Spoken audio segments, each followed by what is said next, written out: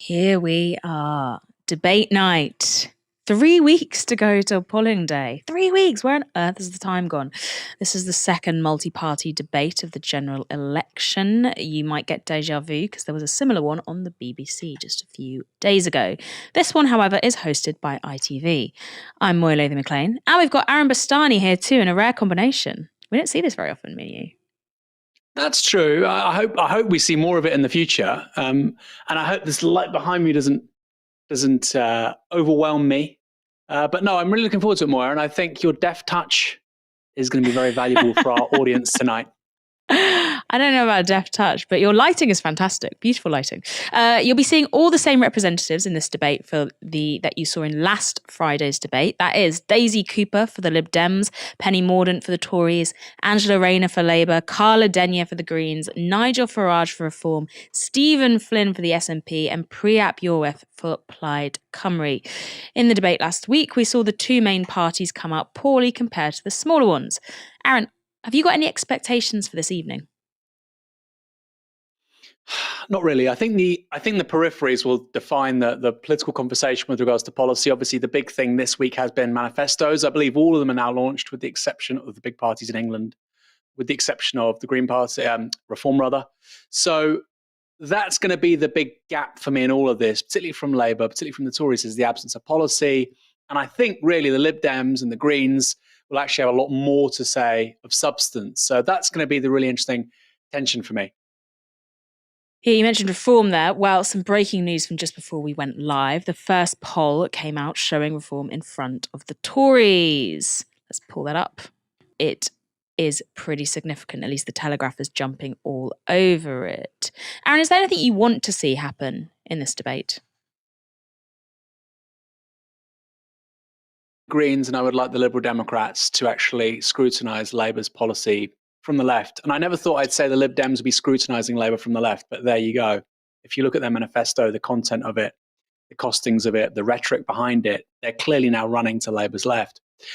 That's not to say I trust them or would vote for them, but it's the thing. And I think having two parties to their left, which are both quite significant, the Greens and the Lib Dems, that presents for Labour problems of its own. I don't think in this election it'll be a major problem, but I think over the next 5-10 years. So that dynamic, as somebody on the left, will be interesting, seeing Labour trying to lean into right-wing talking points on certain things while still trying to claw and retain their left-wing vote on other things, generally speaking, on some social issues and on some issues pertaining to public services.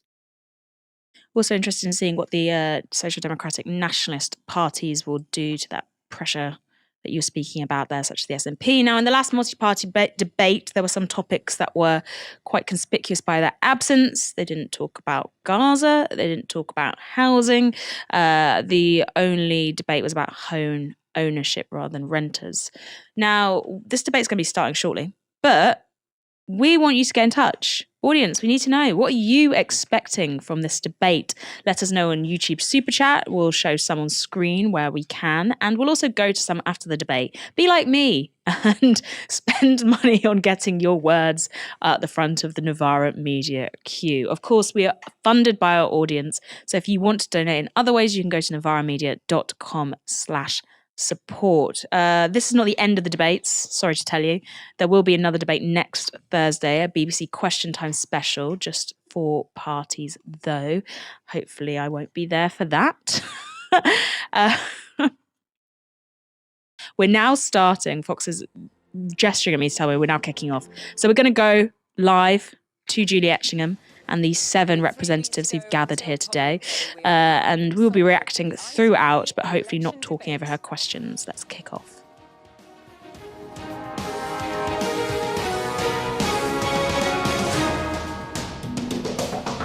Let's meet the 7 politicians vying for your votes over the next 90 minutes. Hi, I'm Angela Rayner, Labour's Deputy Leader, and we have a real chance to turn the page and have change in Britain, voting for Labour on the 4th of July. I'm Daisy Cooper. I'm the Deputy Leader of the Liberal Democrats, and tonight I hope to share with you some more details on our plan to save the NHS, tackle the cost of living crisis, and to protect our local environment. Good evening, I'm Penny Mordaunt. I'm going to be talking to you about which of your taxes the Conservatives will cut. Labour will be trying not to talk about the ones they're going to put up. I'm Carla Denyer, co-leader of the Green Party. The Tories are toast, but Labour are offering little better. With the Green Party, you can choose real hope and real change. I'm Nigel Farage, leader of Reform UK. Just before we came on air, we overtook the Conservatives in the national opinion polls. We are now the opposition to Labour. I'm Stephen Flynn, the leader of the SNP at Westminster, and we're here to always put Scotland's interests first. Hi, I'm Rhyn ap Iorwerth. I'm the leader of Plaid Cymru. Tonight I'll make the case for a fairer, more ambitious Wales, but also for a new kind of politics that can matter to you wherever you are.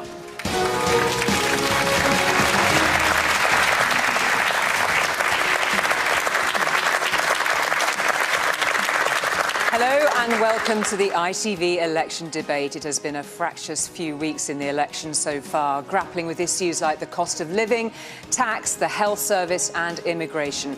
After our head-to-head with Keir Starmer and Rishi Sunak tonight, we have leading politicians from the 7 largest parties in Great Britain to hear all of their ideas and plans for tackling the big challenges. And with trust in politics at an all-time low, and where many of us feel our political system is broken, what can they say to restore some faith? Well, the format tonight is simple. We want to focus on 4 big questions at the heart of this general election campaign. Those questions come from ITV viewers, and the questioners selected are here in the studio with us. They will put their questions directly to the politicians. Each politician will then have an initial uninterrupted reply to the question. After all the politicians have had a response, we will then debate their positions on that question in depth. I may add in some shorter questions from the viewers at home to add to our debate. And you can join in wherever you are by using the hashtag ITVDebate. It's time for our first topic. We were inundated with questions from people worried about public services, from people who use them and from people who work in them. Asking about that is Dennis from Southport. Dennis. I was born around the time that the NHS was founded.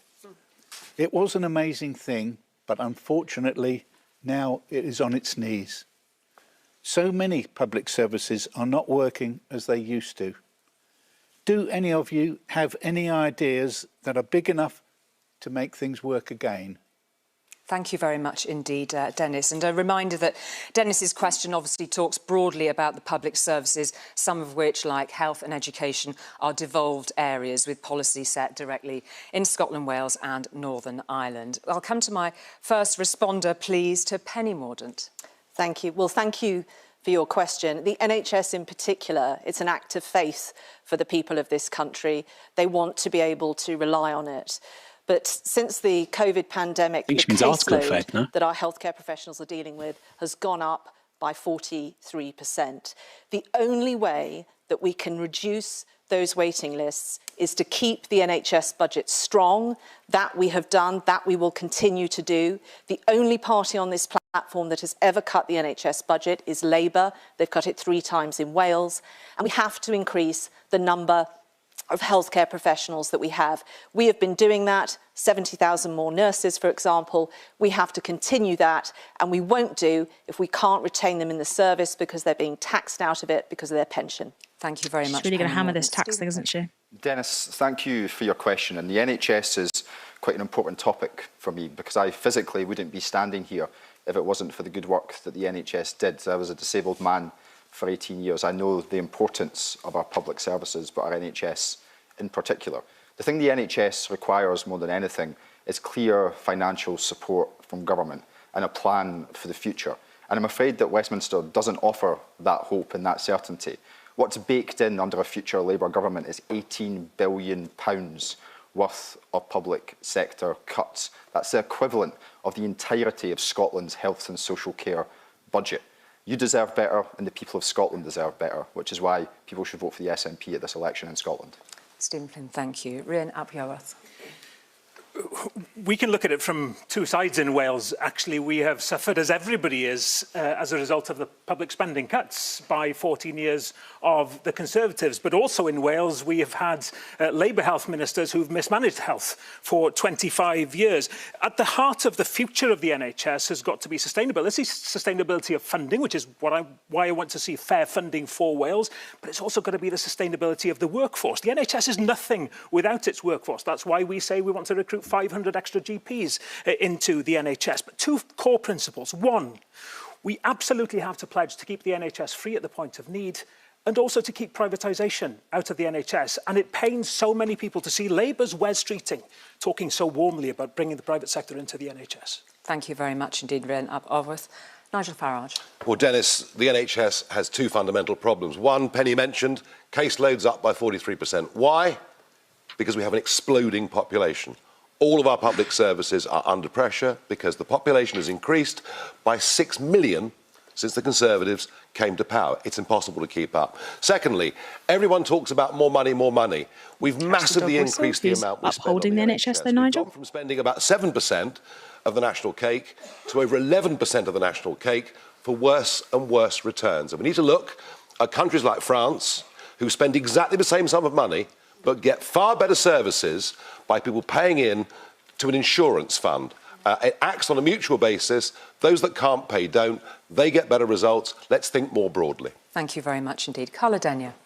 Dennis, you're right. The NHS is in crisis. And the Conservatives' answer of a workforce plan doesn't help when they're refusing to pay healthcare workers properly. They're pouring water into a leaky bucket because people are leaving the service for better pay and better conditions elsewhere.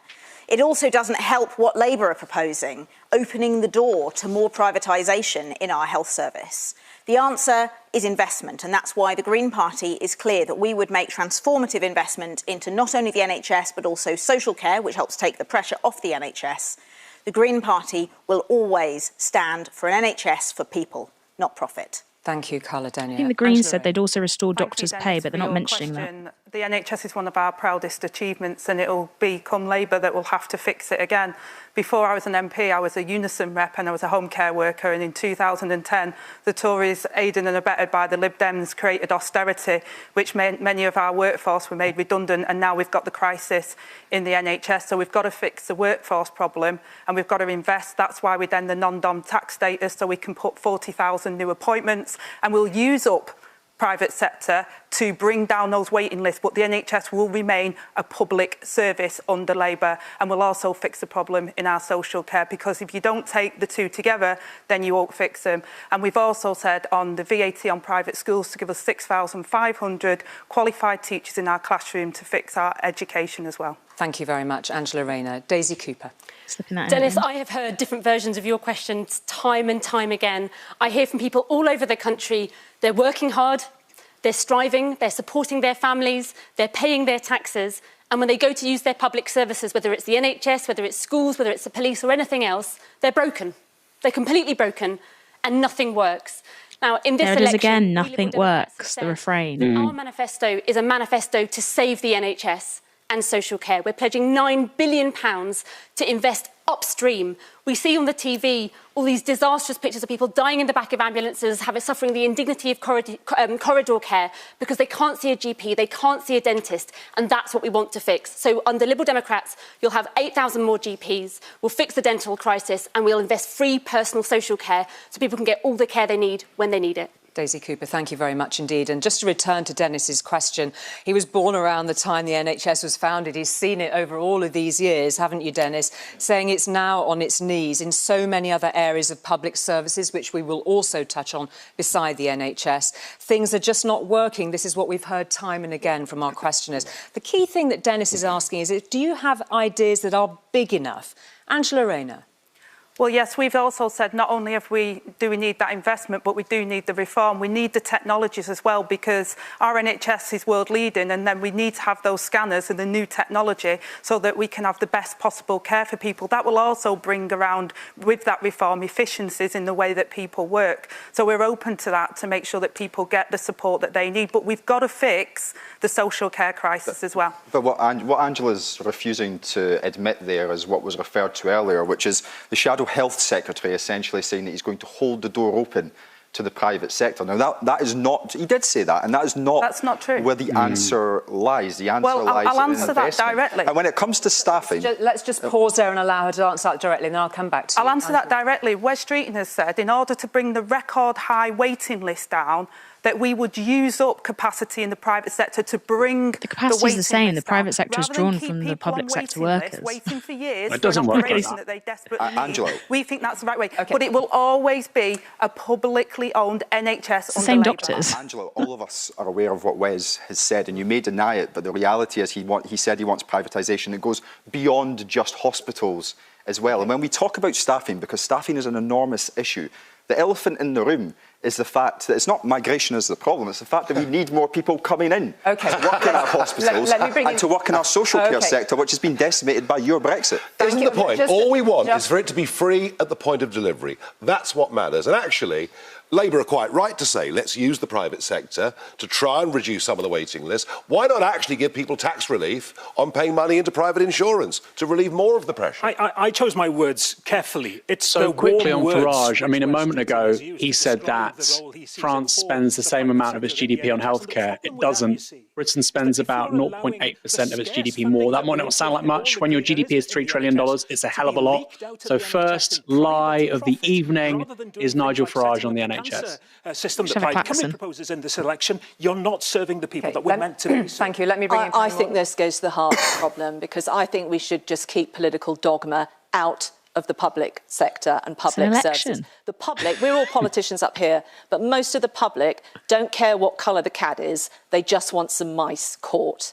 That's what they want. They want results. And in my experience, listening to people who are actually doing these jobs, police officers who have reduced crime by half over the time we've been in office, healthcare professionals who are coming up with amazing initiatives in our hospitals and in our GP surgeries, teachers who are responsible. We now have 90% of our schools are good or outstanding. Listen to the professionals in these services.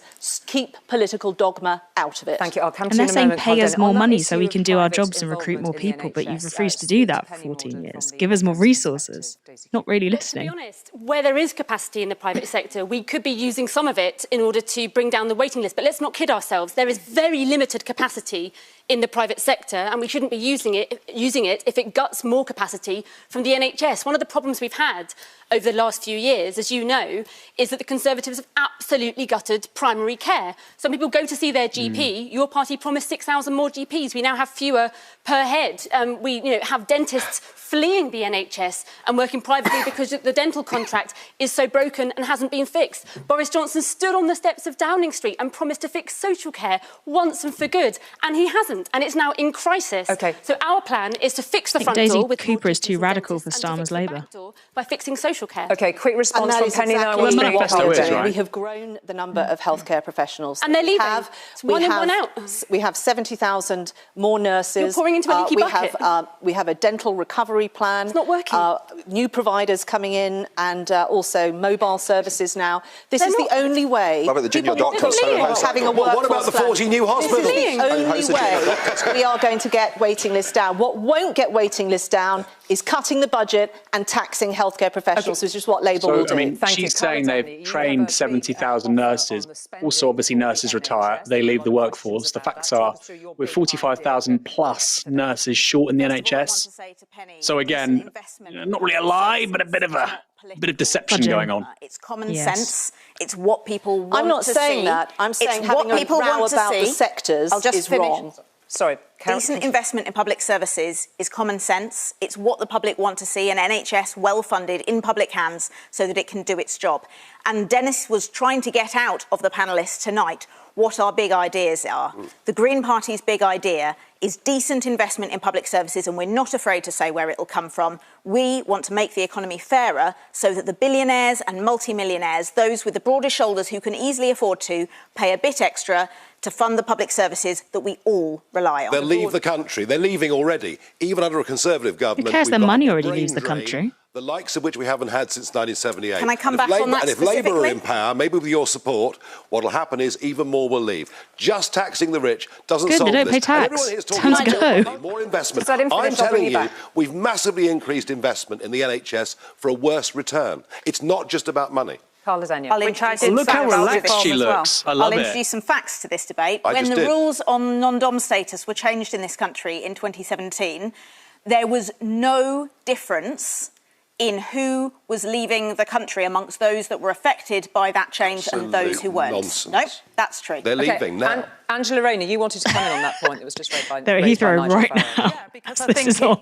I think we do have Oh, to venue's invest in great. our public services, and we've said that. Austerity was very damaging for our public service and actually cost us more in the long run, and people are not getting the care that they need. But we do need reform, and we do need the new technologies that will help as well to bring those efficiencies in. She's talking about these technologies, but she's not actually saying anything about them, really. She's like scanners. £18 billion worth of public sector. Don't shake your head. This isn't my words, this is the IFS. The IFS have outlined the conspiracy of silence between the Labour Party and the Conservative Party on £18 billion worth of public sector cuts. How is that going to help public sector services? It's not. OK, can you respond directly on that point Yes. about the £18 billion worth of cuts that Stephen Flynn, he is pointing to? Just Yes, answer because that. at the moment we've had flat growth and really poor growth in this country, and we're not going to be able to tax our way out of the disastrous situation So the you Tories accept have left us austerity? in. But what we are going to do is we're going to have a growth strategy with an industrial strategy, with a skills strategy, which will enable us to grow the economy so that we can pay for our public services.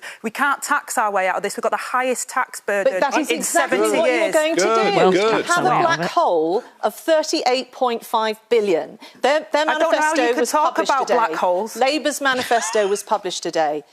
38.5 billion is the tax gap in their plans. Context. And the only way, There's a because £38 billion gap with Labour. The deficit last year was 103 billion. But apparently that's not a black hole, that's not a gap. They've only declared about a quarter of the taxes they're going to put up. They're going to have to put up a lot more, and they haven't yet told you how they're going to do it. Angela Rayner respond to You that. can't afford that. We have you cannot afford you can't that. afford, let's you respond. can't afford another 5 years of the Tories. You're promising tax cuts when you've already done that once and crashed the economy once. You've already done that once. But we've made it absolutely... Every working household You know in what? this When it comes to country. tax, the Conservatives have made a very clear choice to increase taxes on working people, That's on not struggling true. families. That's happened That's not more true. and more times. You have raised That's not tax true. to the highest level in almost 80 years. tax What Liberal Democrats not have true. said I'll have is to that we would respond to not that increase directly. taxes on struggling families during the cost of living crisis. That but is we would not look true. to the big banks, to the big tech companies who can pay a little bit more to fund our public Thank services. you. I will come back to you. I will come back to you very shortly. I just want to take a quick pause on that point. And actually, I know If I could make it, but I had to draw attention to the analogy with the cats and the mice here. What we've seen under the Conservatives for 14 years is the fat cats Still on that. getting rich and getting the cream. And I fear that with privatisation in the NHS, we're going to see the same under Labour. You, in an interview last night on a colleague's channel, said that tax is a good thing when it comes to public services. Tell the other people on this platform why you believe tax is a good thing. This is the honesty that we need in this debate. We can't have a decent NHS. We can't have good schools unless we have a fair taxation system that brings the money in to pay for those services. The taxation system has to be fair. We have to have honesty. And the taxation has to be fair in that the weight is borne by the shoulders of those who have the broadest shoulders, be it corporates or the very, very wealthy. We have to spend money wisely. Just pump. Folks, I've explained to you, we've massively increased over the last few years the percentage of the national cake we put into the NHS for a worse return. Does nobody else acknowledge we need to spend the money better?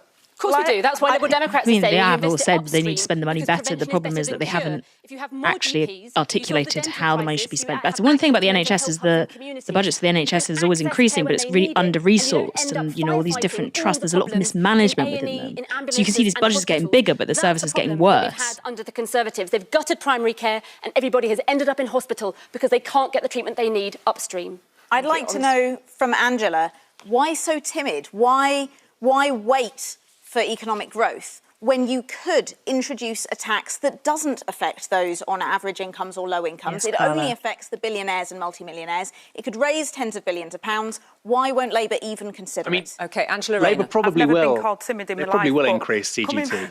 Coming back Just to not the talking about point it. that Nigel made and Daisy was making the same point. Look, I was a home care worker.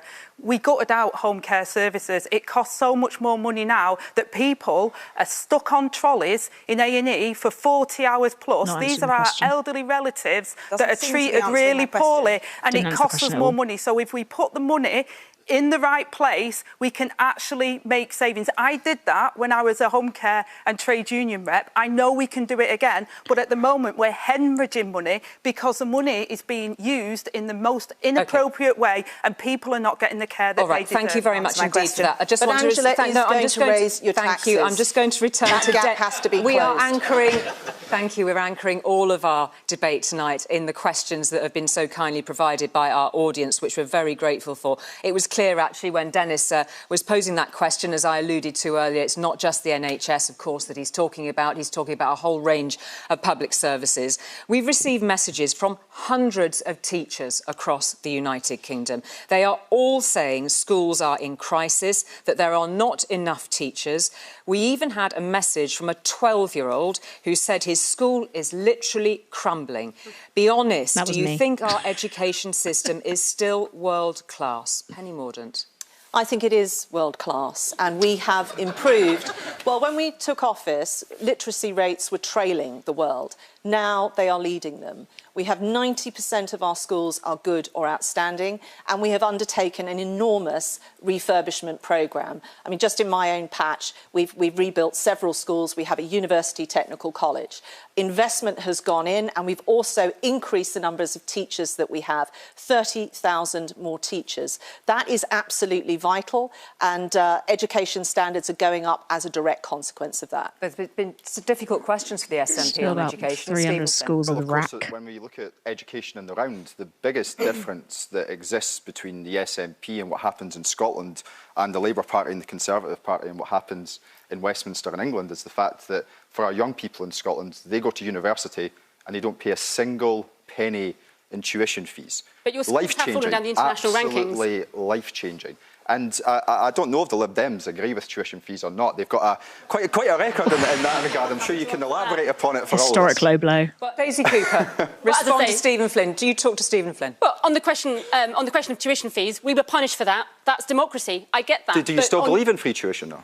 As I say, on the point of tuition fees, we were punished for that, right? But what's your position now? What's your policy now? In 2015, when we were out of coalition, the thing that the Conservatives did on their own is they removed maintenance grants, the grants that were there for the poorest students to give them a shot at going to university. And we have said that we would put those back in place. But when it comes to education, we will not take lessons so you still believe in from the tuition SNP. fees? You still believe that people should have tens of thousands of pounds of debt? Schools have fallen down the international rankings rapidly. Carla Denyer. The teachers that have written in are right. Like almost all of our public services, our education system has been run into the ground.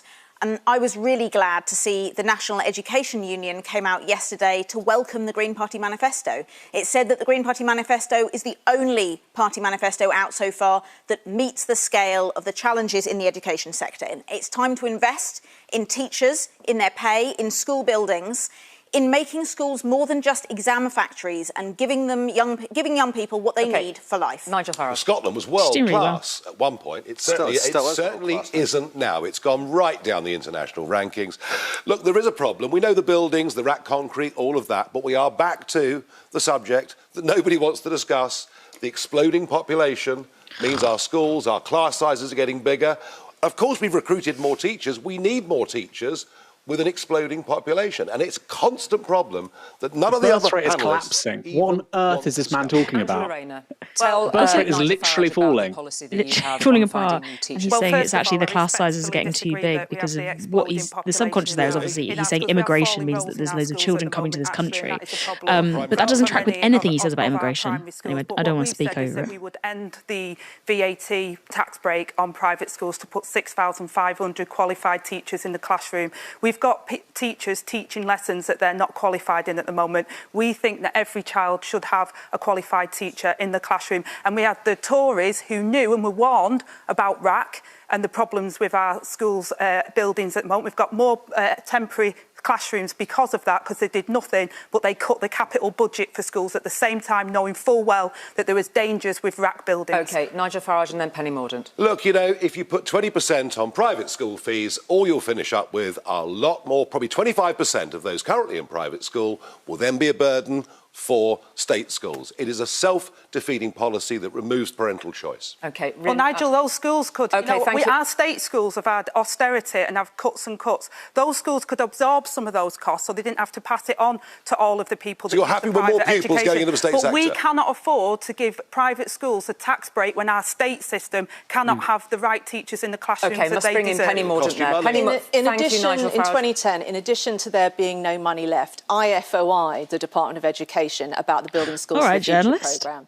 They weren't even looking at secondary schools in that programme. And what Angela and the Labour Party are going to do is, unbelievably, they are going to tax education.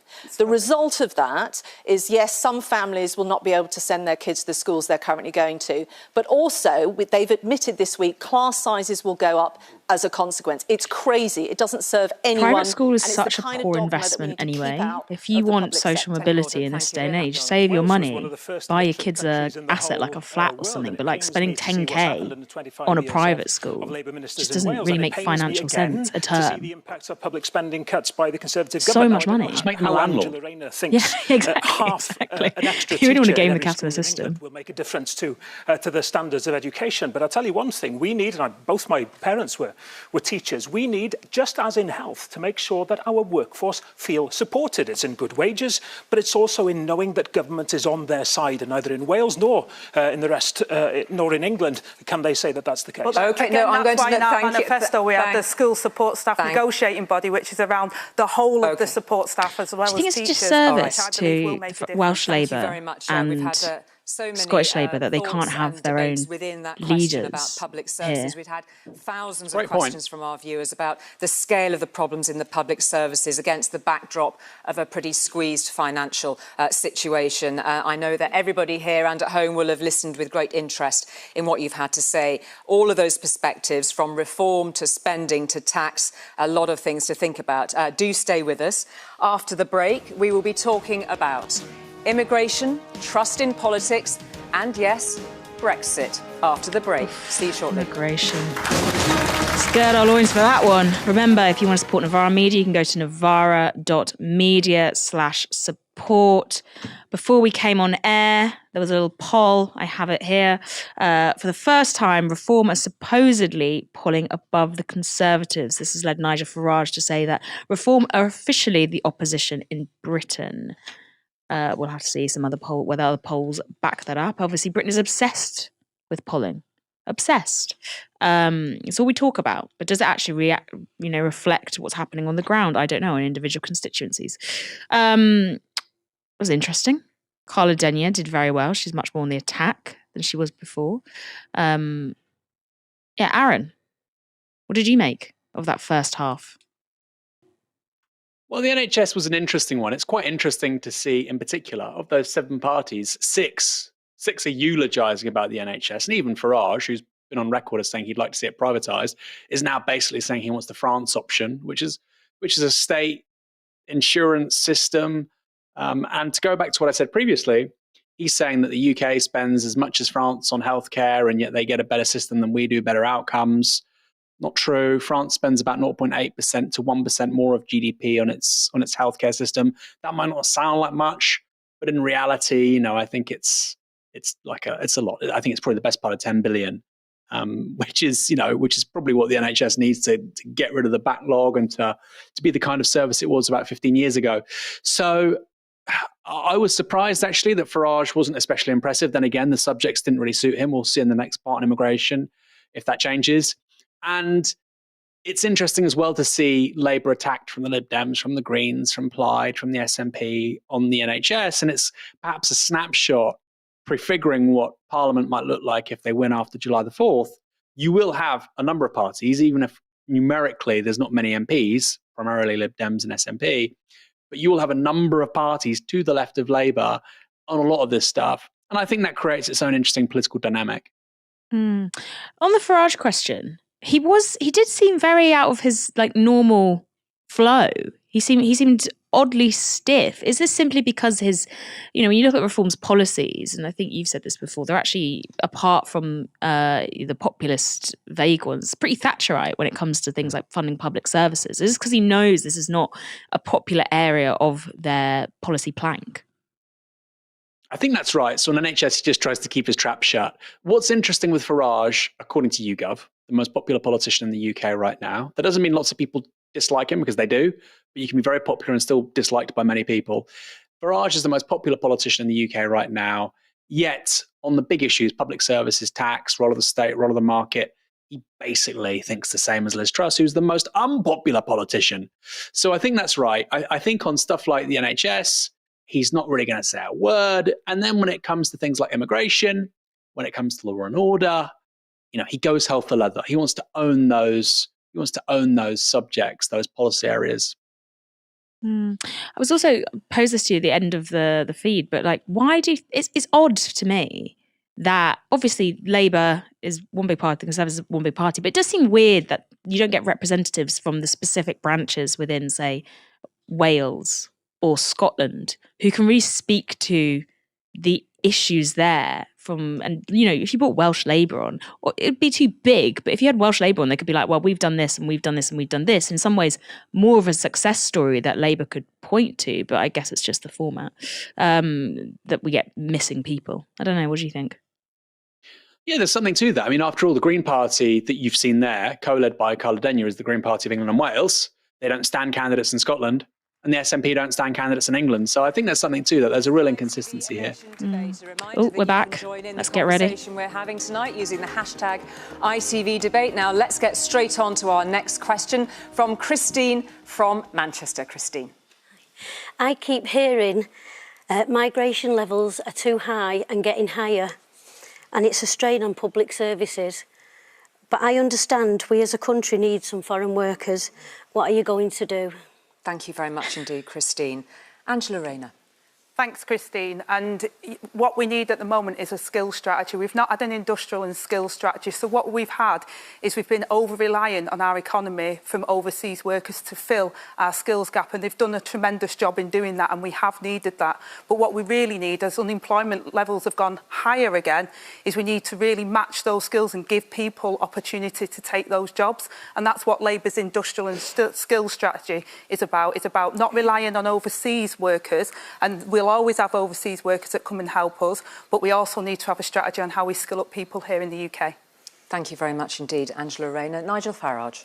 Well, it's funny Angela Rayner says that, because Labour today launched their 6 key priorities for the general election and didn't mention the single most important issue affecting the lives of everybody in this country, namely the population explosion caused directly by migration.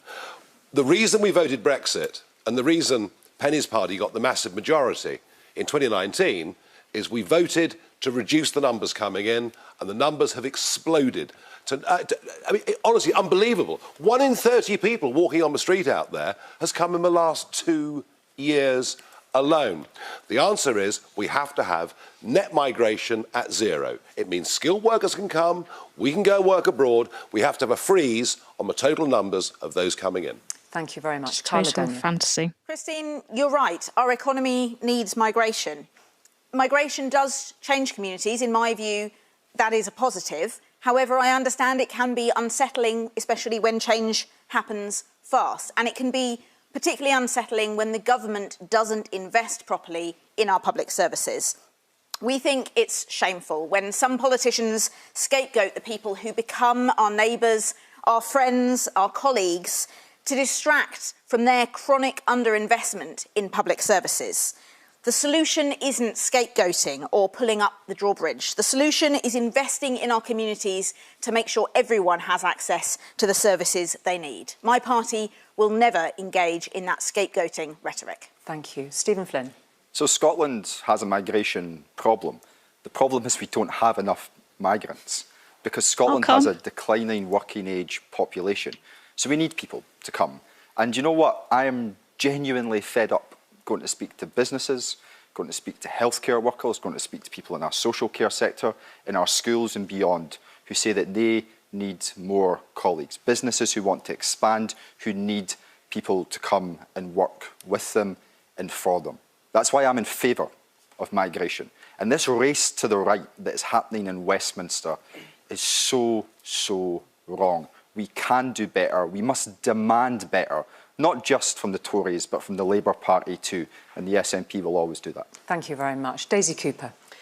Our NHS, our care service, hospitality, engineering, you name it, almost every single sector in this country is absolutely crying out for people with the skills that they need.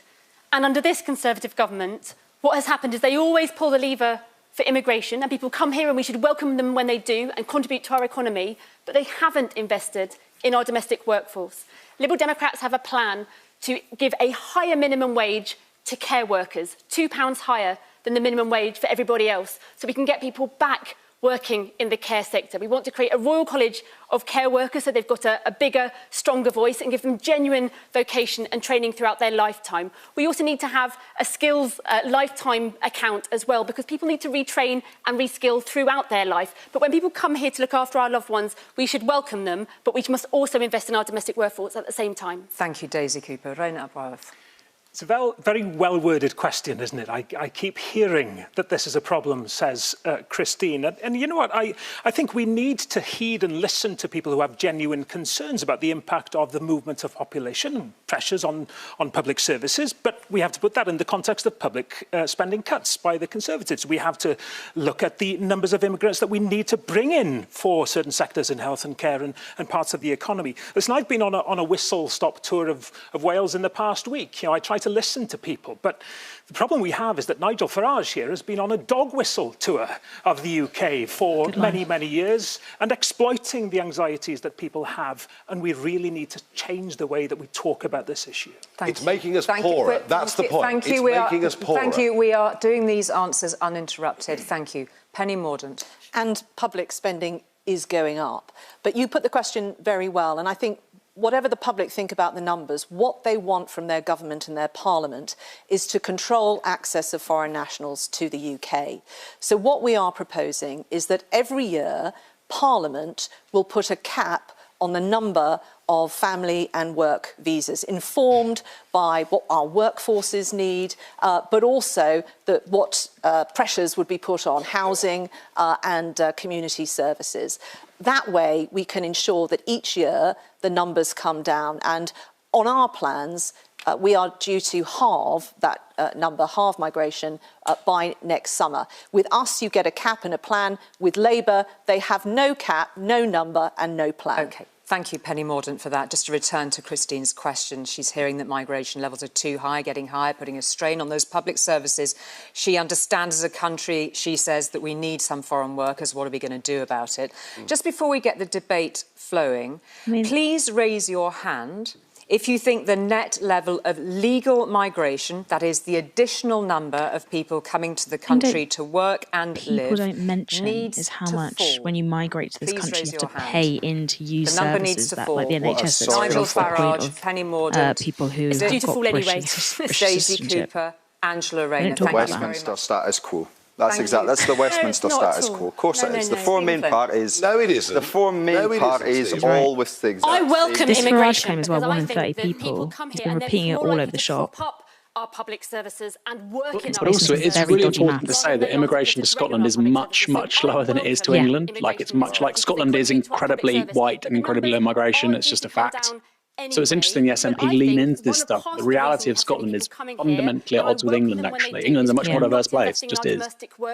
And we can do both at the same time. OK, thank you. There was some pretty strong views towards Nigel Farage about dog whistle tours and scapegoat politics. What's your response to that? I'm just talking numbers. We haven't even mentioned housing yet. Yeah, but they're bollocks numbers. They're based on literal, like, the most basic calculations of divide and take away with ONS statistics. Housing.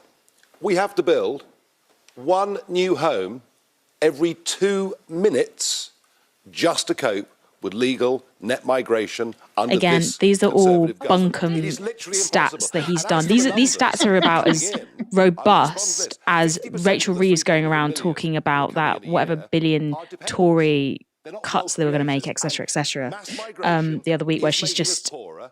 done a GDP's jump going up. from Of one course it is, sum there are more and filled in the people. gaps with their GDP per own spin. capita, That's exactly our what he's doing relative here. wealth has declined for the last My 6 maths is better than this. consecutive My quarters. maths I is hear not Nigel good. talking a lot about. I hear Nigel Farage talking a lot about dependence. Facts. The problem that we have in higher education now is that changes in visa requirements means that family members aren't able to come and study to accompany students to Welsh universities. That is causing major problems in terms of revenue for our higher education. You shouldn't bring your mum. You come to university in Britain. You can't bring your mum, can you? I mean, come on. But we need people to come to study in our universities. Thank you. We're relying on people from abroad to care for our loved ones. They should be able to bring their loved ones with them. Okay, thank you. I just want to turn to Angela Rayner, who's quite quiet here. You did raise your hand alongside Nigel Farage on that question. Angela Rayner. Yeah, because the Tories, they talk about a cap, but we've had net migration going up and up because our economy has relied on overseas workers well, it's flatlining. But what we've said is that we need an industrial and skills strategy because we've got unemployment going up in the latest figures. You've so had we've got to make sure years to come up with some ideas on this, and we have. We've got Oh, rich. That is rich. We've got a workforce plan for the NHS. We've got a workforce plan for social care. You don't have a workforce plan for social care. It will inform a You refuse vote to publish on one. the floor of the House of Commons from your democratically elected representatives. Will be able to cap the visas. It is absolute rubbish. You've had talk about the issues that the questioner put. and net migration has gone up. You have no idea. You have no workforce strategy. You have no industrial strategy. You have no Are you talking to me or Rishi? Thank you. Are you talking to me or Rishi? Because that is exactly your opinion. It's an election campaign. What's your plan? Thank you. You haven't got one. I'm going to thank you, Angela Rayner. Stephen Flynn. Follow that.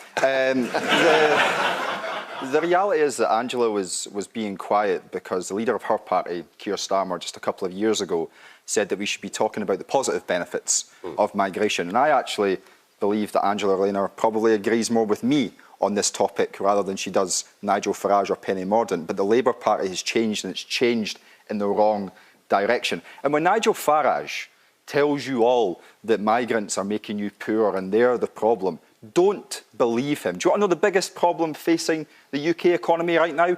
His pet project of Brexit. £40 billion worth of tax receipts.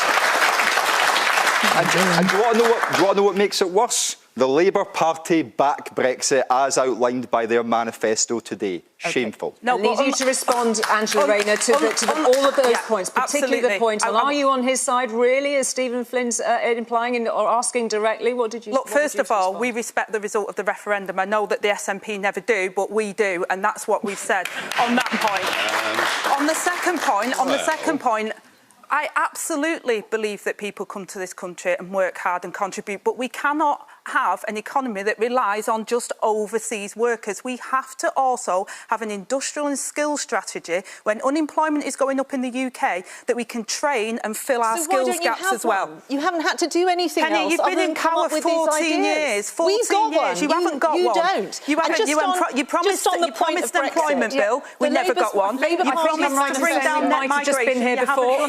Thank you very much, Penny Mordaunt, Angela Rayner. I think we might have just been the worst of all possible worlds for the EU because they will take you back in without any of the benefits of membership. Penny Mordaunt. You keep talking about your workforce strategy. What are you doing to deal with the emigration, the people leaving from our health and social care because they're not being properly paid for the work they do? I'm fighting Labour's plans to tax our healthcare professionals on their pensions.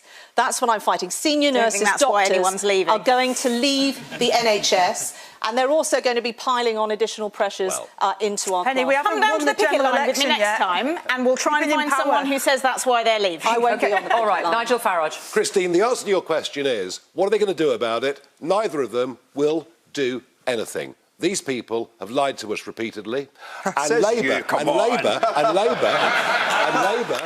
and he made a career doing that. Repeatedly. I know. I've actually always told the truth. Always told the truth. Always said what I've. And Labour, it's not even in your first 6 priorities for government. You haven't got the will to do anything about it. Nothing.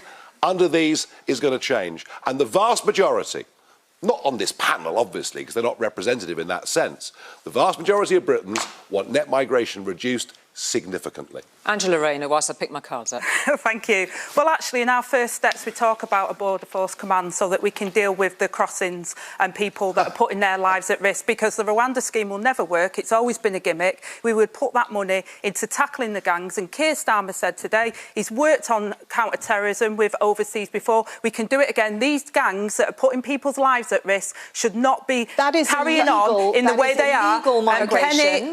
And again, you have no plan to you've do had it. 14 well, tell years everyone what in you're power. going to do with illegal migrants when they come here. What are you going to do with illegal migrants when they come here, Angela? We have said that we will fill our skills gap with an industrial strategy to match people to the skills. Because what the Tories... Thank you. You're not letting me finish. Your leader was asked a specific question at the manifesto launch today. Thank you. And your leader couldn't answer it. Penny Mordaunt, thank you. What are you going to do with illegal migrants that come here? Thank you, Penny Mordaunt. Angela Rayner mentioned the border force. Angela Rayner mentioned the border force. We're back to Brexit here. Of course, it's more difficult to control our borders and immigration because of Brexit and the fact that our relationship isn't what it was with the European Union. And on Brexit, £4 billion has been spent on controlling our borders when we used to have borders that were free. And the question I ask myself time and time again in this election is, what has happened to Labour? After Brexit, I didn't want to leave the European Union, but once that vote happened, we had to think of ways, of trying to protect our interest. I worked with Labour colleagues of yours on a document called Securing Wales's Future, which proposed getting back or staying in the customs union and the single market so at least we could look after our trade interests. What happened to you? Why won't you even talk about that in the Labour Party now? It's because you're afraid of the Conservatives are afraid of Nigel Farage, and we end up in the trouble that we're in. Angela Rayner, respond directly to that point. Please. First of all, nobody thinks people should be crossing on small boats and putting their lives at peril. That's why we don't think these gangs should be allowed to do that. That's why we're putting the money into stopping that from happening. And in terms of, what we're going to do to support, sorry, I forgot what your other part of the question was. But okay. All right, if you're so... Well, just going to take a pause and a breather there. I'm just gathering my thoughts as well as gathering my cards here. So we're just going to draw a little bit of a line, but actually stay broadly on the subject, as you'll see, because you're quite keen to talk about Brexit. Before we go to our next break, I'd like to ask you all a pretty quick-fire question from Ken in Caerphilly. He told us that he had a simple question, yes or no. If elected, would you ever rejoin the EU or the single market? Angela Rayner. No, and your other question before was Brexit, and as a result of the referendum, that's what we respect. You would never rejoin the EU or the single market? No. Thank you. Shameful. Not on the table of this election, unfortunately, but at some point in the future, I very much hope so. Thank you very much. Penny Mordaunt. No, and if you have a Labour government, they will take you back in, they will tie you on defence, on migration, on regulation, without any of the benefits of membership. Carla Denyer. Yes, when the time is right. Thank you. Nigel Farage. No, we're free. Unfortunately, we're governed incompetently, but at least there are mistakes and not somebody else's. Stephen Flynn. Yes, absolutely. Thank you, Andrea. I have no doubt that Wales is best served by being in the European Union, but for now, let's get back in the customs union and the single market to help our economy. Thank you all very much for being so sharp and quick and clear with your answers on that. We will leave that issue there. For now, much more after the break, when we'll be discussing... All right, well, we can talk again. We can have a chit-chat. Let's just quickly check the super chats that people have been sending. Remember, you can go to novaramedia.com/support if you want to support us another way. Josh with $4.99. When I lived in the UK, my NHS doctor was German. The public services can't run without people coming from abroad. I know it's said a lot, but the NHS was literally built on the backs of migration, particularly from the Commonwealth. And did we ever remunerate these people properly? No, we did not. Alan Brialat, lovely name, £10, thank you very much. Nobody ever seems to point out that NHS expenditure increasing as a percentage of the total budget is partly due to how much more aggressively other services are being underfunded. Very true. Although I think Daisy Cooper tried to nod to it by saying the reason that, like things like primary care, etc., has been cut, but also other things have been cut. So therefore, there's much more pressures on our health service. Aaron, any top line thoughts from that? That was meant to be Farage's shining moment, but I think he shat the bed a little bit. Didn't turn up there, did he? There are also, again, a few factual points I'd want to make. So he said that the number one issue for the country right now is migration. Not true. According to YouGov, it's number 3 after the economy and the NHS. That doesn't mean it doesn't matter. I'm not suggesting that for a moment. It clearly matters to many people out there, particularly Tory voters. I'm sure it's their number 1 issue, but that's factually incorrect. The top 2 issues are the NHS and the economy. The reason why Farage says immigration is the number 1 issue is because, of course, it's the one where he's most aligned with the people whose votes he needs. He doesn't want to talk about the economy and the NHS, so he has to pretend that those are less important than they actually are.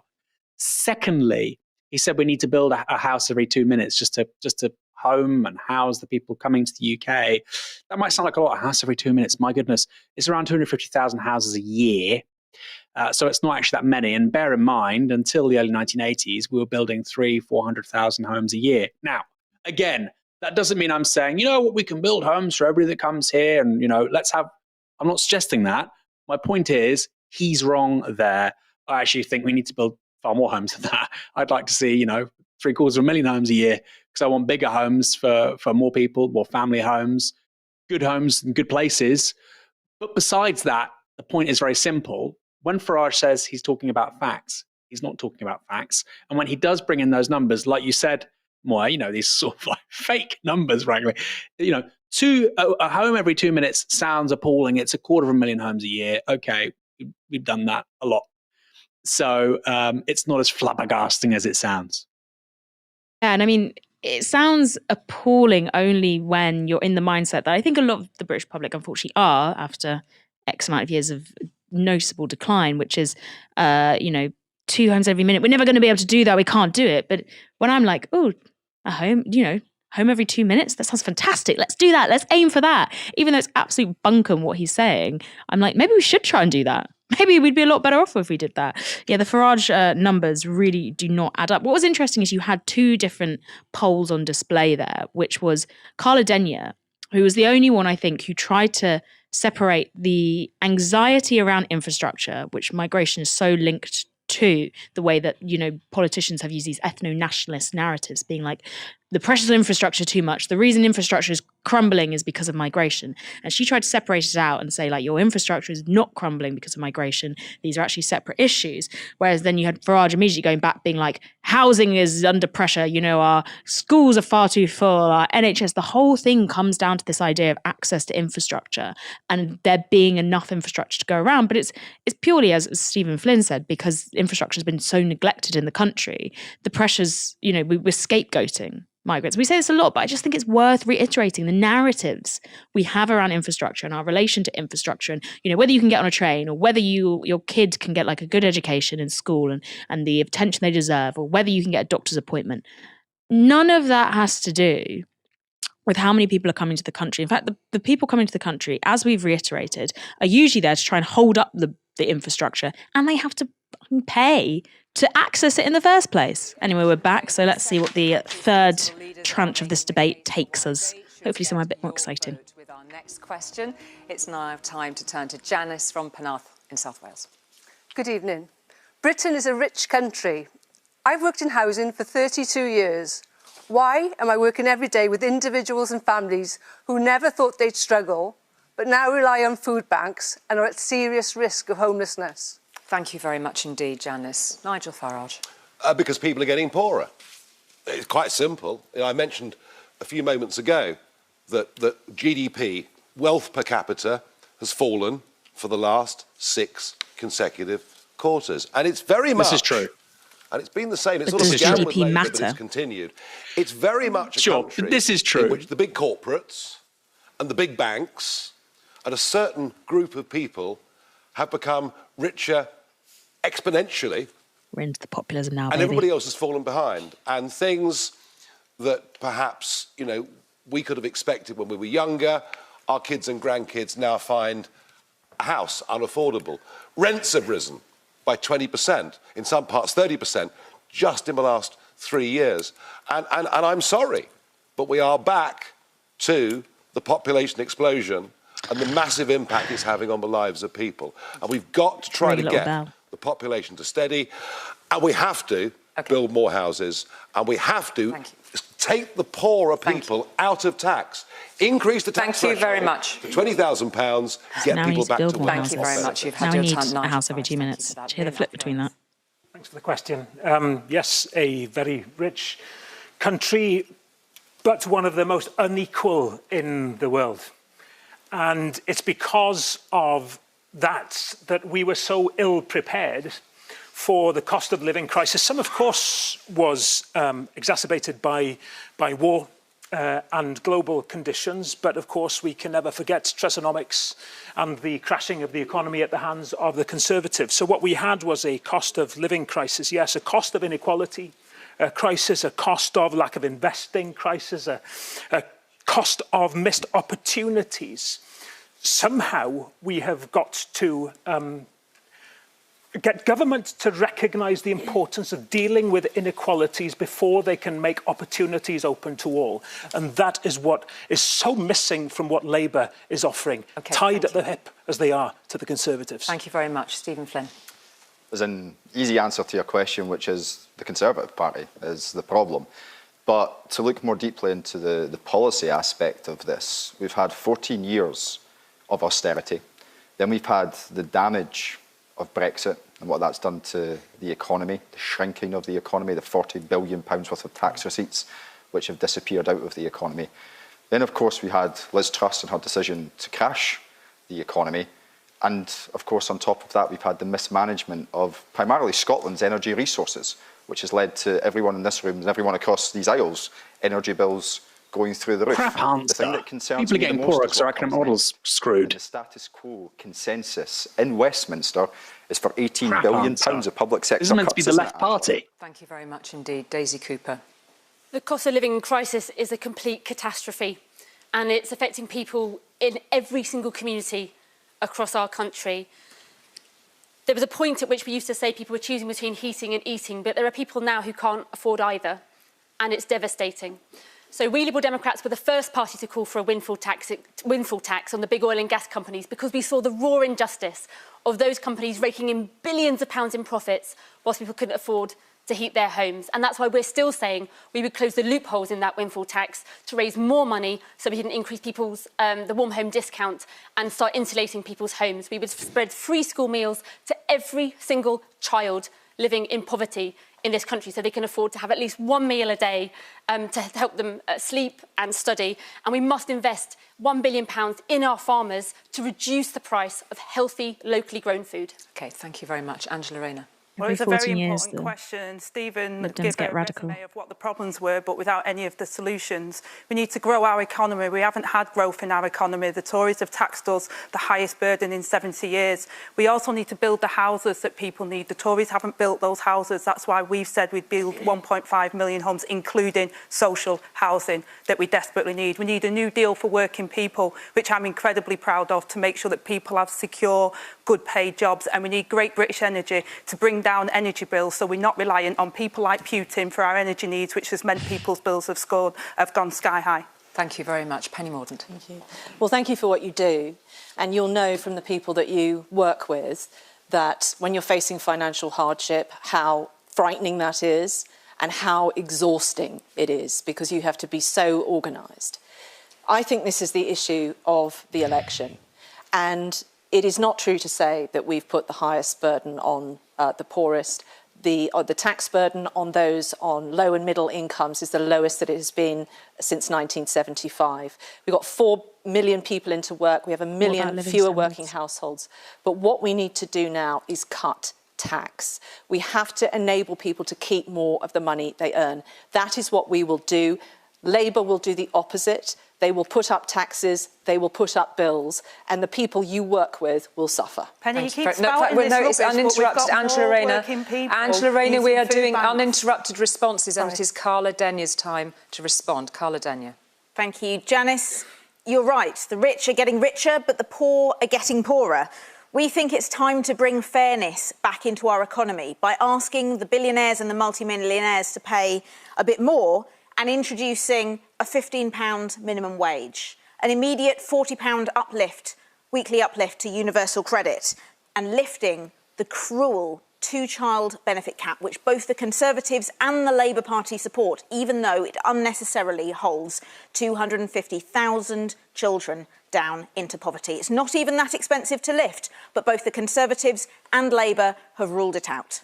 Thank you very much indeed, Carla Denyer. And just a reminder of Janice's questions. She works in housing. It's very pertinent to her. She's seeing it day in, day out. She's asking why so many people are now relying on food banks and are at risk of losing their homes.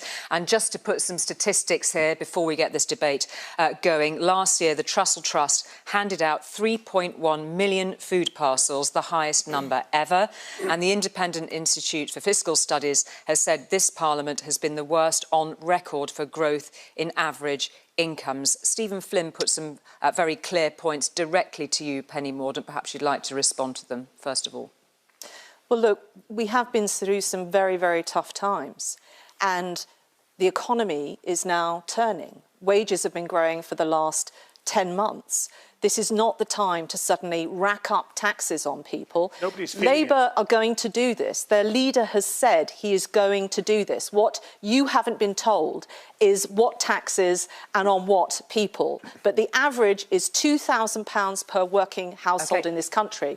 People can't afford that. You know they can't afford that. I asked you to respond. And it will choke off to the recovery. Stephen Flynn, speak directly to Penny. You know what the public can't afford, Penny, is any longer one single day more of a Conservative government which is completely out of touch with the reality on the ground. Let me respond to that directly. And ultimately, if we are going to move this conversation on to economic growth and what comes next, because that's probably where it's going to go. And, you know, Angela said that she wants economic growth, but she didn't mention the single market, didn't mention freedom of movement, and didn't mention the fact that the Labour Party have walked away from £28 billion of investment in net zero technologies, whilst the United States, Europe and everyone else is going down that route to grow the economy. I think this really shows actually how intellectually weak the SNP are. And ultimately, that you've had 14 years of, basically we've had 2 lost decades in this country. That's what's happening. That's what's going to happen. And all they can talk about is Brexit. I mean, I think that's quite worrying. We need a fundamental rethink of our economy. And Labour is saying that more than the SNP. It's kind of wild. With individuals and families who never thought they'd struggle. We're not just speaking about those who are on the poorest and on the lowest. I want to make sure the audience can hear this as well. Who've not struggled before, who've been very frightened by this experience. Carla Denyer.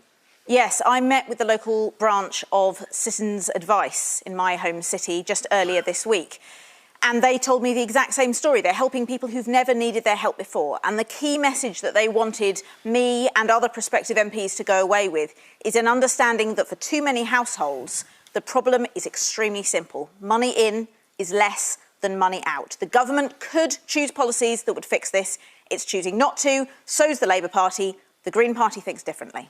Daisy Cooper, you wanted to come in there. So, Penny Mordaunt has said that the Conservatives haven't put tax up, but really?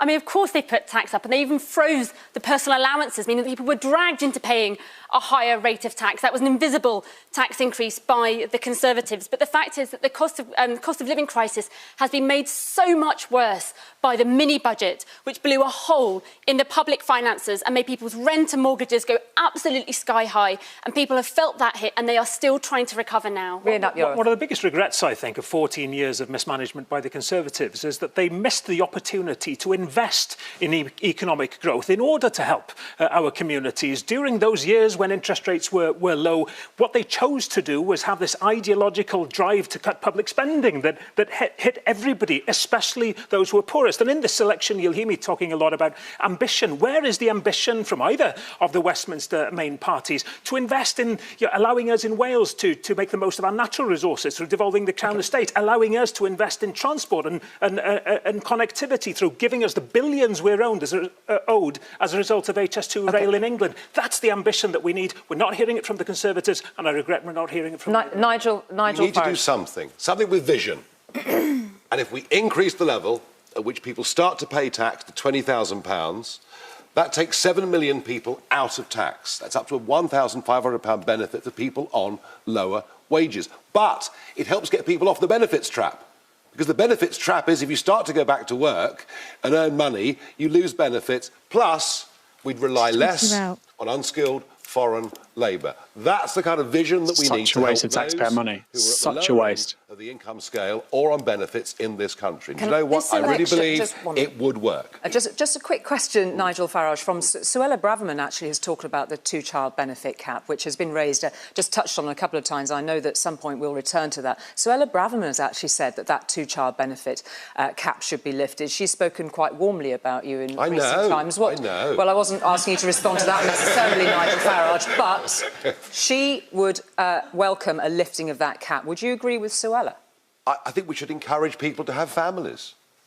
I think we should encourage people to have children. So is that, yes, so they should all be, all of those children... And I think we should also encourage people in marriage to have some tax benefits as well, I really do. So that's a yes, a lifting of the two-child... Yeah, we've got to help people. OK, Angela Rayner, would you agree with Nigel on that?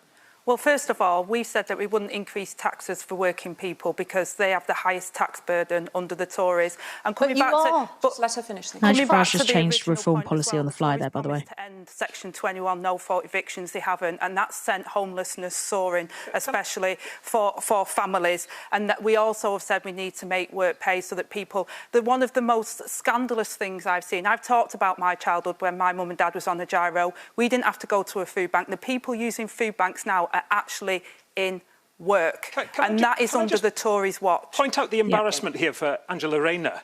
We have Nigel Farage wanting to get rid of the two-child limit, and Labour is refusing to. Again, I ask, what's happened to Labour?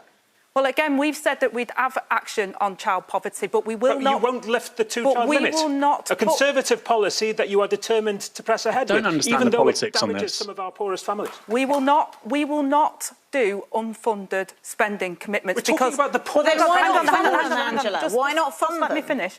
Because unless we can identify where that money's coming from, we have identified... Just identify where the problem is. Poor children living in poverty. Can you let me finish? Yeah, that's why housing... responds to poverty. So does people's work. We've already put things in place that we said we won't do unfunded spending commitments, but we've put free breakfast clubs in schools because actually as a child that was on free school meals as I was growing up, I had to wait to dinner time to get fed. We have prioritised what we felt we needed to do. In a moment. I just want to root, as I said before, in this question, serious risk of homelessness, some of the families and individuals that Janice is working with day in, day out. There's a big question about housing on this, and I'd just like to turn to Carla Denyer, please, for your big plan on housing. That's right. I've been a housing campaigner my whole life. It's something I'm very passionate about. And my God, do we have a housing crisis in this country. When I moved to Bristol about 15 years ago, I rented a one-bed flat. The cost of a one-bed flat in the 15 years since has doubled. And we can all agree that wages have not doubled in that time. And so, yes, the Green Party does have a plan. There is no one single bullet, there's no panacea, but there are a group of measures that we can do together. That includes creating more homes. We would create 150,000 council homes a year by the end of the next Parliament. That's through a mixture of new build and giving councils the powers to buy the supply more easily from the market. It also involves giving councils the ability to make sure that private housing developments deliver the kind of housing we need, the right homes at the right price in the right place, and giving councils the power to keep private rents under control in areas where they're overheated. The SNP have had some tough questions over the affordable housing budget, Stephen Flynn. Give us your big plan. Well, of course, in Scotland, it's the SNP that has seen the building, has oversaw the building of 40% more affordable homes than in England and 70% more affordable homes in Wales. I don't necessarily think that's a tough question to answer. What we're looking at is the future, and ultimately the Conservatives have decided to cut the capital budget for Scotland, which impacts directly upon our ability to build more homes. But for the people who are living within those homes, what we've done in Scotland is introduced the Scottish Child Payment. It doesn't exist anywhere else on these isles. The Labour Party won't replicate it. The Tories certainly won't. 100,000 children are going to be lifted out of poverty thanks to that Scottish Child Payment. It is being called a game changer.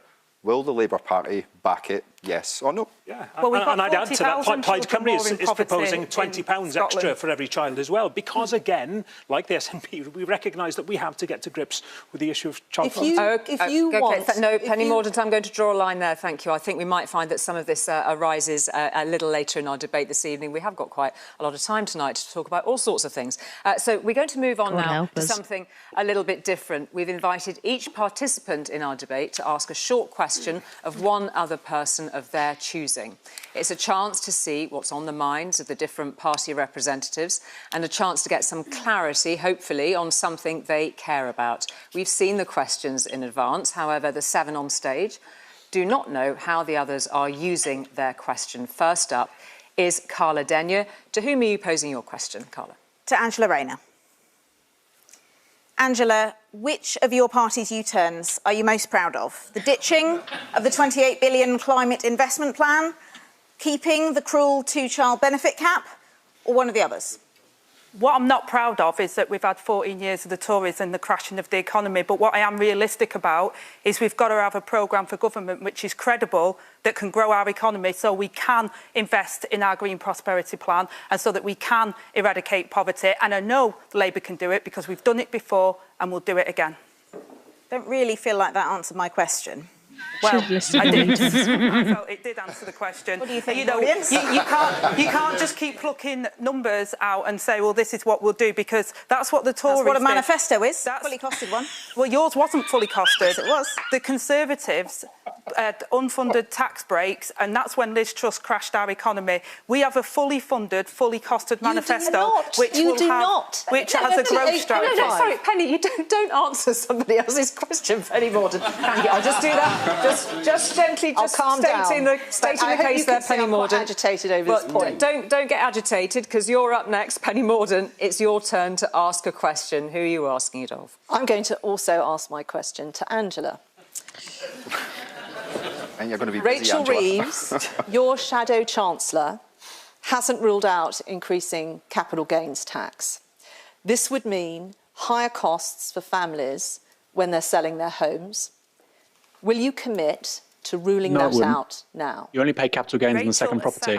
Yes, we have set out that we will not raise income tax, national insurance and VAT.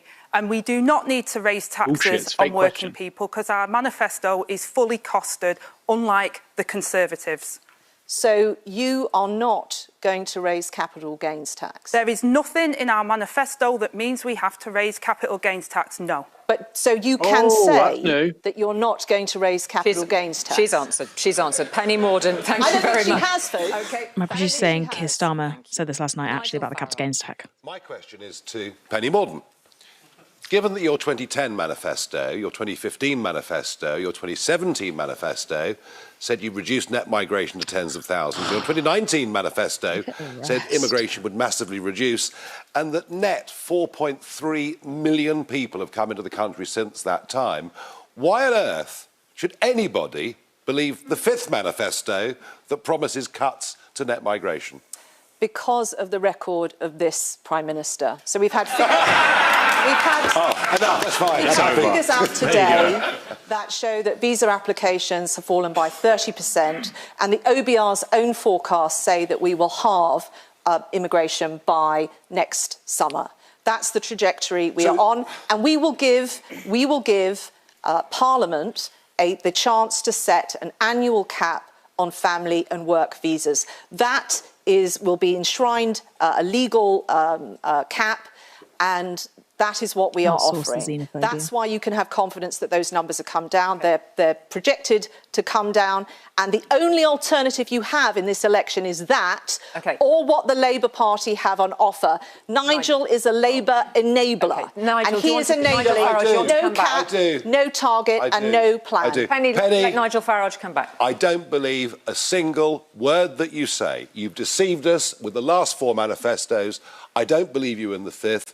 And as for being a Labour enabler, we are now ahead of you in the national polls. OK, thank you. A vote for you is actually now a vote for Labour. Thank you very much, all of you, for the questions so far. That's it. Exciting Sunak's record there was her own little way of saying, next leader, me, maybe? Thank you very much indeed for all of your questions. With us and a cap on immigration. Thank you higher very much. taxes with Labour. Thank you very much, all of you, for your questions. We'll have some more of those shortly. We've had those from Nigel Farage, Penny Mordaunt and Carla Denyer. More of those to come from our other 4 participants who will be asking their questions after the break.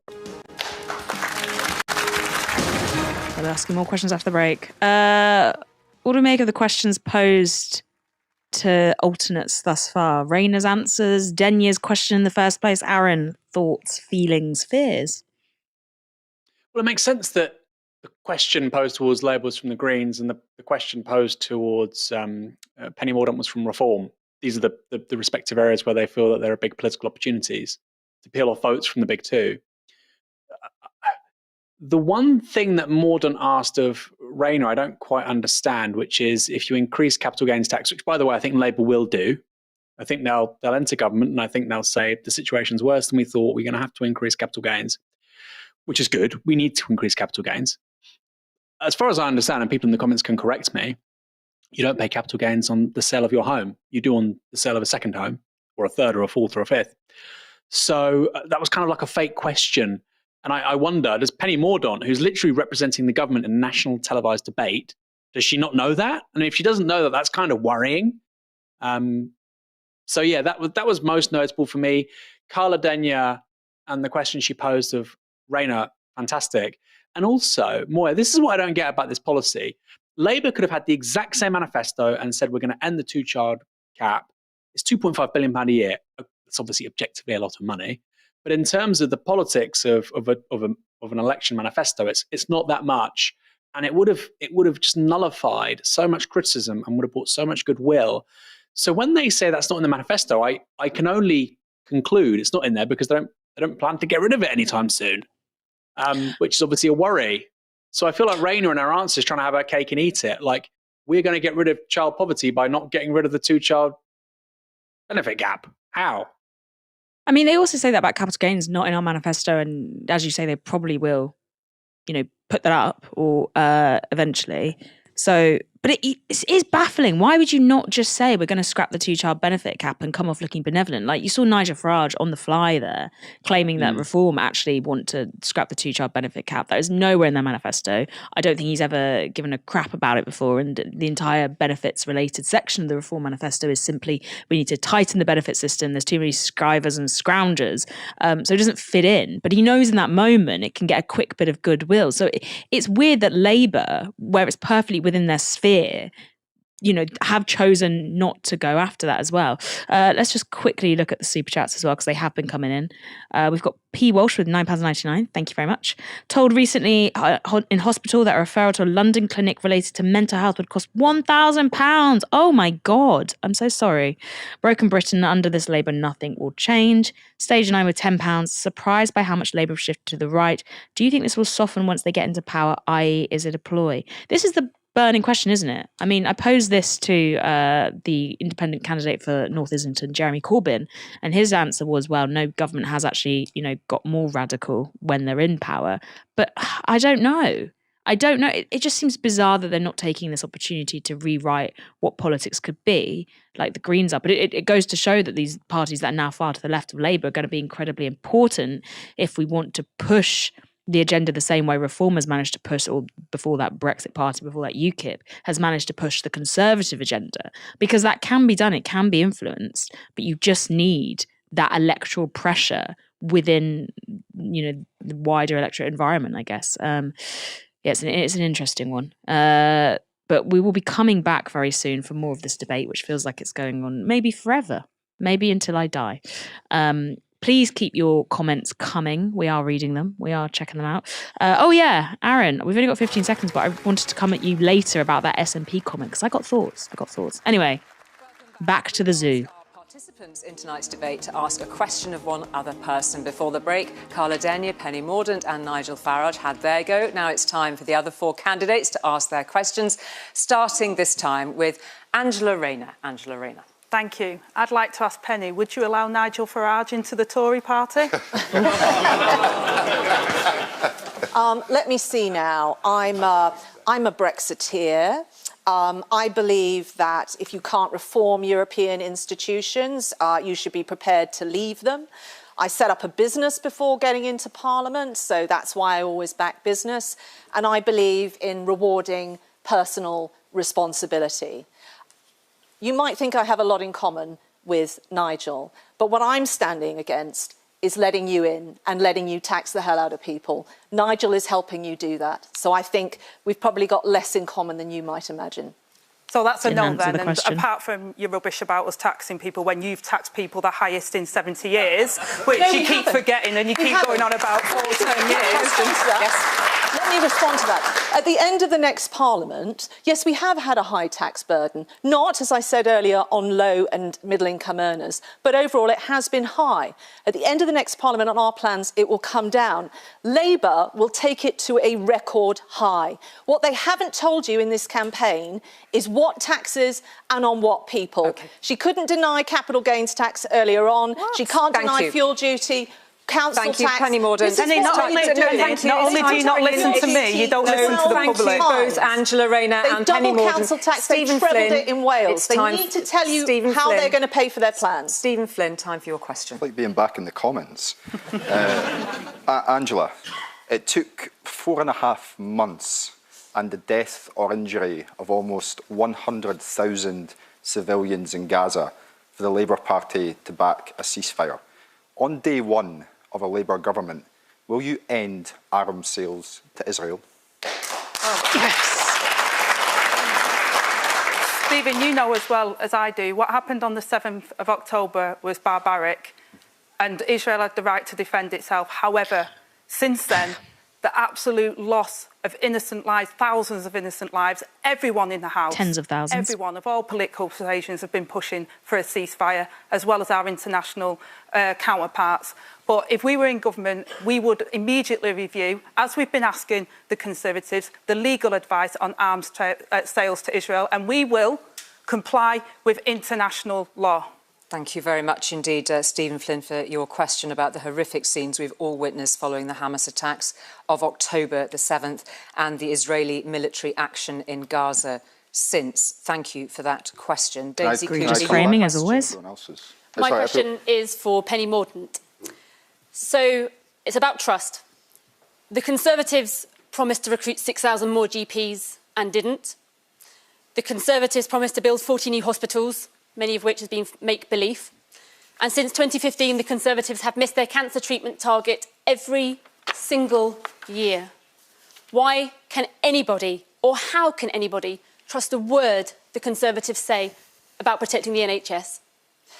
Well, we have met many of our manifesto commitments from the last election, including recruiting public sector workers. And that's why you can see we're making improvements in many public services, as we spoke about earlier. We have a particular issue with the NHS, but we are increasing healthcare professionals, many more doctors, many more nurses.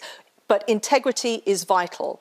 It is not right to say that you are not going to increase taxes and are. It's not right to say that you are going to support the nuclear deterrent when you voted against it. Thank you. It's not right to say one Thank you, Penny Mordaunt. We're going to move on to Marion Rian Atioa's question next. Thank you. My question is also to Angela Rayner, given the convergence between Labour and the Conservatives on public spending. Maybe I should ask if Labour would accept Penny Mordaunt into your party. But I'll ask this. Gordon Brown said child poverty is a scar on the soul of Britain. Now, is it the likely incoming Labour government's two-child benefit cap or the £18 billion worth of cuts to public services which will make the situation worse? Well, you're absolutely right to recognise that child poverty is a scourge. And as someone who grew up in poverty, I absolutely know that we have to tackle it. And that's why we'd have a strategic number 10 unit that would look at tackling child poverty. But it's not just about one particular lever. We talked before about housing. That is a problem for people. We've talked about employment. Insecure work is a problem for people. Low wages. So we're going to tackle all of the issues that will help. And the growing of the economy will give us more money in our public services so we can do those things. But unspended uncosted spending commitments is not going to help our economy, because the Tories did that and they crashed our economy. So our fiscal rules are absolutely cast iron. Thank you, Angela Rayner. Thank you for all of your questions directed across the stage this evening. We're going to our final question now, and this is a question on politics itself and the faith in it. I'm looking around. I know that Samran's here with your question for our candidates this evening. Samran. People have lost faith in politics. We feel disconnected from our representatives and sceptical that you will deliver on your promises. The public simply doesn't trust our system anymore. What one change can you make to restore trust in politics? OK, we're going to keep this succinct because we're running out of time, so 30 seconds if you can. Please, Daisy Cooper, one change, one offer. You're absolutely right that trust in politics is broken, and the Liberal Democrats have always said it's not just about who's in power, it's about what you do with power. So we believe in devolving power to local communities so they have more say over what they believe in, and we want proportional representation so that every single vote of every single person actually counts in a general election. Thank you. Angela Rayner. Right. You're absolutely right to say about trust in politics. That's why when I've spoke on this panel, there's things that we'd really like to do that we can't do, and we've been honest and upfront. I also think we need our politicians who make the rules to play by the rules as well. So bringing back integrity and ethics into our politics, which is what Keir Starmer will do in Labour, is exactly what we need to do, because people cannot go around, as they have done, breaking the rules and think they can get away with it. The Prime Minister did, the previous Prime Minister that has done, and I think that's undermined all of us as politicians. Let's look at the Labour selections and the 31 lobbyists being parachuted into the government. We're at the dawn of a new parliament, and I think if we want integrity back, then people need to be honest about their manifestos. The only party on this platform that is going to cut your taxes is the Conservative Party. A vote for any other party will increase your taxes. Higher taxes, higher taxes, higher taxes, higher taxes, higher taxes, higher taxes, and higher taxes. Start with honesty in manifestos. Labour have 3 weeks to do that. Thank you very much indeed, Penny Mordaunt. How about some honesty about the fact that freezing thresholds has meant higher taxes under the Conservatives whilst they've been cutting public spending? And this is the honesty and integrity that we're looking for. We need politicians to be truthful with people about the challenges that we face. We need good judgment. Yet we have a First Minister in Wales, a Labour First Minister, who accepted a £200,000 donation from a convicted environmental polluter. That's poor judgment, and I wonder if Angela Rayner would have accepted it. Thank you very much indeed. Carla Denyer.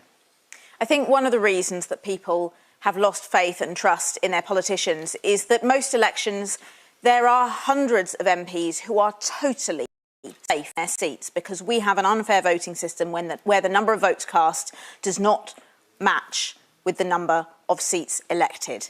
That's why the Green Party would change our voting system in general elections to a proportional system, the fair system that almost every other country in Europe has. Do you know there's only one other country in Europe that still uses first past the post? It's Belarus. And why do we not have a fair voting system? Because Conservatives and the Labour Party block it. Thank you. Stephen Flynn. In my view, you should always vote, if you are doing well in life, for the politician who will make sure that others can get on in life. And if you're not doing so well in life, you should always vote for the politician who's going to make things better for you. I think that's a nice and good starting point in politics. The Westminster system, the way it operates, is broken. It's been built on failure, Brexit being the most obvious one of recent times. Hold your politicians to high standards and vote for what you believe in. Thank you very much indeed. Nigel Farage.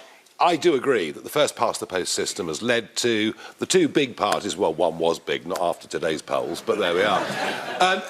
They're both mushy sort of SDP parties in the middle. I would change the voting system. I think the House of Lords is an abomination. The fact that it's filled up with party donors is a complete disgrace. There must be an elected element. And finally, let's give the people the ability to call more referendums so they can decide the biggest issue of their lives. Thank you very much indeed for that, Nigel Farage. I'll just bring Stephen Flynn in then as in response to some of the things you've heard on improving trust in politics and mending our broken politics. Well, and I'm just surprised that Nigel Farage wants another referendum on Scottish independence. I'm sure there's a lot of folk back in Scotland who'd be... Oh, come on, you don't want to lose again, do you? Who'd be very keen to see that happen. Well, if you're so confident, if everyone else is so confident about that, let's put it to the test. Let's put power back in the hands of the Scottish people and take it out of politicians at Westminster. I'm sure the Labour Party would back that premise. You had your pop. Well, I'll put that to Angela Rayner and then come to Daisy Cooper. You had your pop, Nigel. I think over the last few years, trust in politics has just been blown to pieces. The Conservatives have taken a wrecking ball to standards in public life, and people are sick to the back teeth of the lying and law-breaking from Boris Johnson, the mini-budget from Liz Truss, and the failures from Rishi Sunak. It is time for change. Penny Mordaunt, if you'd like to respond directly to that. Well, look, I think we have an opportunity now. We're going into a new parliament. I know that my colleagues up and down the country are doing a good job in their constituencies. They care about the people that they represent. We have to hold individuals to account. But if we can't be honest about what is in our manifestos, then that doesn't bode well for that parliament. I say it again to Angela, 3 weeks, tell us where your tax rises are coming from. OK, Angela Rayner quickly and then Rhian Ap-Iorwerth. I mean, we've said we're not going to be taxing working people. The Tories, judging by their record, they have done that. And Stephen, I think that record has been well played a little this evening. I want our nations to work together. I think we're better together. And the one thing we have got in common is we need to get rid of the Tory government in Westminster, and that's why people need to vote Labour. The Tory government's forever by backing Scotland's independence. That's what we should do. And just briefly, no wonder people are fed up. It's the PPE corruption. It's the Downing Street parties during COVID. We need to hold politicians to higher standards than we've seen in recent years. Thank you very much indeed. Well, the reason I focused on a fair voting system, I mean, there's so much that could be better in politics, but the reason I focused on that is that when MPs have safe seats, they're not held to account. Short of a serious breach of the law and being found to be a criminal, you can do pretty much anything if you're an MP in a safe seat and you'll be re-elected. Holding MPs to account, a big part of that is making sure that they are properly answerable to the electorate. Thank you. So a little variety of ideas in answer to that question. Thank you very much indeed for that, and thank you for all of your responses. So some big ideas on how we might change our politics going forward. See what you thought of them. That's it for the questions tonight. But it is now time for our candidates' closing statements, and our first this evening is with Carla Denyer. I'm going to be straight with you. The choice you make on the 4th of July isn't just about which party you vote for. If we look beyond the finger-pointing and squabbling, politics is about choosing the kind of future we want for our children. We all know the Tories are toast, and Labour will form the next government. But are they offering real change, or is it the same broken politics dressed up with a red rosette? We deserve better. So as you watch this with your friends or family, think of who you want on your side in the next Parliament, making sure your voice is heard. The Green Party is on the cusp of breaking through in seats up and down the country, and Green MPs will never stop defending our future, protecting our NHS from privatisation, and pushing the next Labour government to think bigger and act bolder. They'll tell you that's not how it works. They'll tell you you have to vote for more of the same. But a vote is a choice. And on the 4th of July, you can choose real hope and real change. Thank you very much, Penny Mordaunt. Tonight, Angela Rayner has proved one thing. Labour will put up your taxes. Labour's track record of economic hardship speaks for itself. The lesson of the last few years is that when Labour are in charge, unemployment rises and tax rises. They will do it all over again. They're going to tax your pension. The Tories. They're going to tax your home. And what you need to know from tonight is that they are also going to push up your bills. Your cat. These are hard truths, but better face them now than regret them later. It's your choice, it's your vote, and it's your future in your hands. So, if you value your pension, don't give a blank cheque to Labour. If you value your pension, vote Conservative.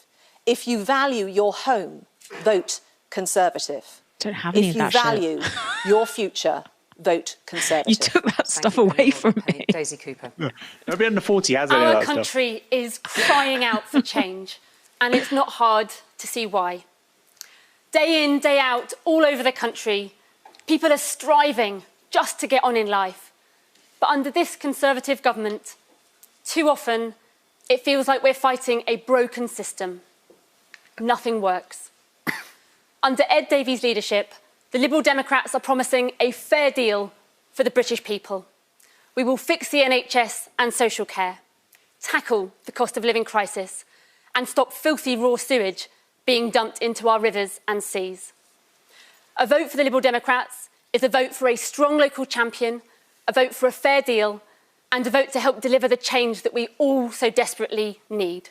And in so many parts of the UK, a vote for the Liberal Democrats is the best chance of finally voting this disastrous Conservative government out of office. Thank you. Angela Rayner. The choice at this election is simple. More chaos with the Conservatives or change with Labour. Imagine waking up on the 5th of July to 5 more years of a chaotic Tory government. Years of high tax and low growth, while everything gets more expensive. Crime going unpunished. NHS waiting lists getting longer. The Tories have left you and our country worse off. A vote for Labour is a vote to end the chaos. We know we can't tax our way to growth. Labour's plan for growth and wealth creation is about stability, investment and reform. Economic stability is change. We will bring down NHS waiting times with 40,000 new weekly appointments, and we'll secure our streets and our borders with more neighbourhood police and border security command. Vote Labour for the change. Thank you. Stephen Flynn. Let's start with the good news. The Tories are finished. 14 years of Cameron, Clegg, May, Johnson, Truss and Sunak, that's finally coming to a close. So now our attention must turn to what comes next. And at a time when there should be hope and optimism, there is so little on display. Keir Starmer's status quo offers us yet more cuts and yet more Brexit. Well, in the SNP, we don't accept that cosy Westminster consensus. We believe in better investment in our NHS, action on the cost of living crisis, rejoining the European single market, economic growth by delivering net zero, Scotland's future in Scotland's hands. So on July 4th, vote for that future. Vote SNP to put Scotland's interests first. Stephen Flynn, thank you. Nigel Farage. Unlike the rest, I don't need a script. I've come out of retirement, back into politics with passion in my heart. And I'll tell you, Britain is broken, everyone knows it, and Britain needs reform. The election is over under our system. We know that Keir Starmer is going to win and probably have quite a big majority. The question is, who will lead the opposition? Because for democracy to work, there has to be a voice of opposition. And I put it to you that Ed Davey of the Liberal Democrats won't do that, because he actually agrees with Labour on most things. Rishi Sunak won't do it. Well, he'll probably be in California by then anyway. And the Tory party is split down the middle and about to implode in this election. I say to you, I will stand up against open borders. I will stand up and say those that come illegally across the channel should be deported. I will stand up and fight for the millions of men and women running small businesses. I have the courage to take on the mob. Please join the revolt. Thank you. Rhian ap Iorwerth.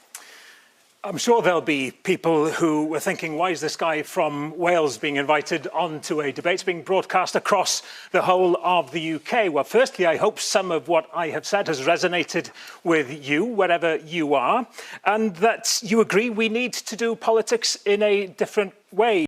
But the fact that some do think that reflects what Plaid Cymru is all about. We are here to offer a positive vision of what Wales could be, knowing that time and time again, our aspirations go unheard by Westminster governments, be that Labour or Conservatives. Now, the truth is, throughout the UK, there are communities who feel ignored and overlooked, and I hope you stand up for your community.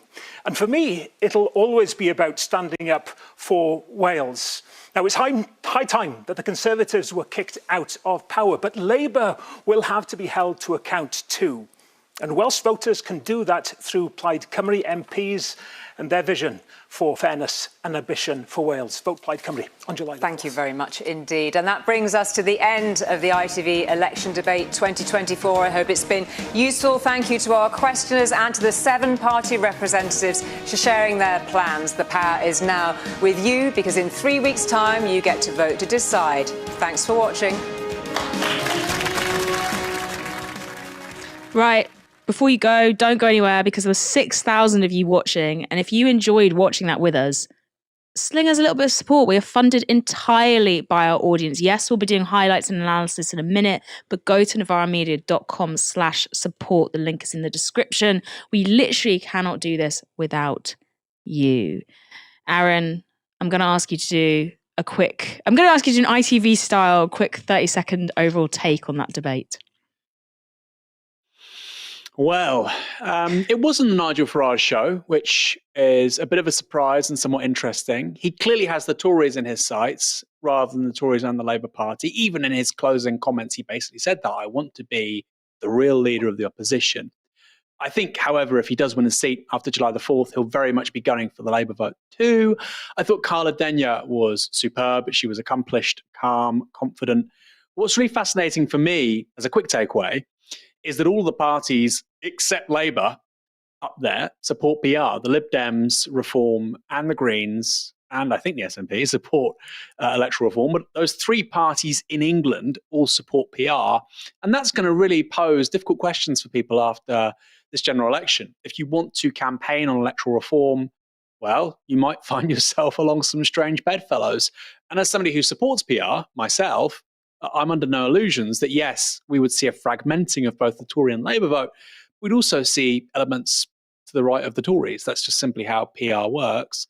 I think, looked at in the whole, PR generally benefits centre-left and left-wing parties. The data backs that up, but there is no panacea there. So the PR thing for me is very interesting, Moya. I thought Rayner looked quite lightweight, but then she didn't make any mistakes. And really, for Labour at this point, that's all that matters.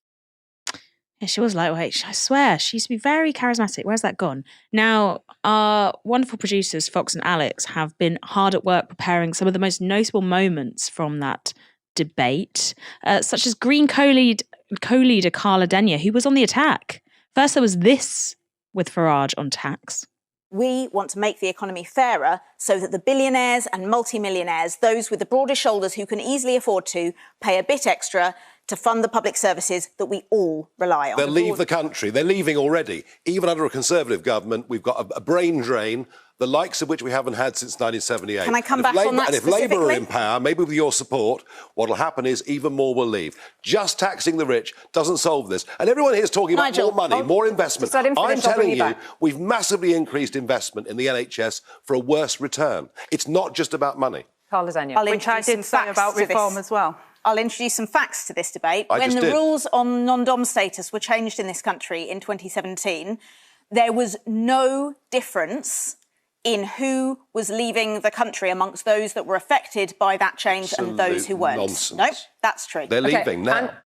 Why so timid? Why wait for economic growth when you could introduce a tax that doesn't affect those on average incomes or low incomes? It only affects the billionaires and multimillionaires. It could raise tens of billions of pounds. Why won't Labour even consider it? OK, Angela Rayner. I've never been called timid in my life, but coming back to the point that Nigel made and Daisy was making the same point. Look, I was a home care worker. We gutted out home care services. It costs so much more money now that people are stuck on trolleys in A&E for 40 hours plus. These are our elderly relatives that are treated really poorly, and it costs us more money. And amid the debate on immigration, Nigel Farage was laughed at for saying he's a truth teller. These people have lied to us repeatedly. And Says Labour, you, and Labour.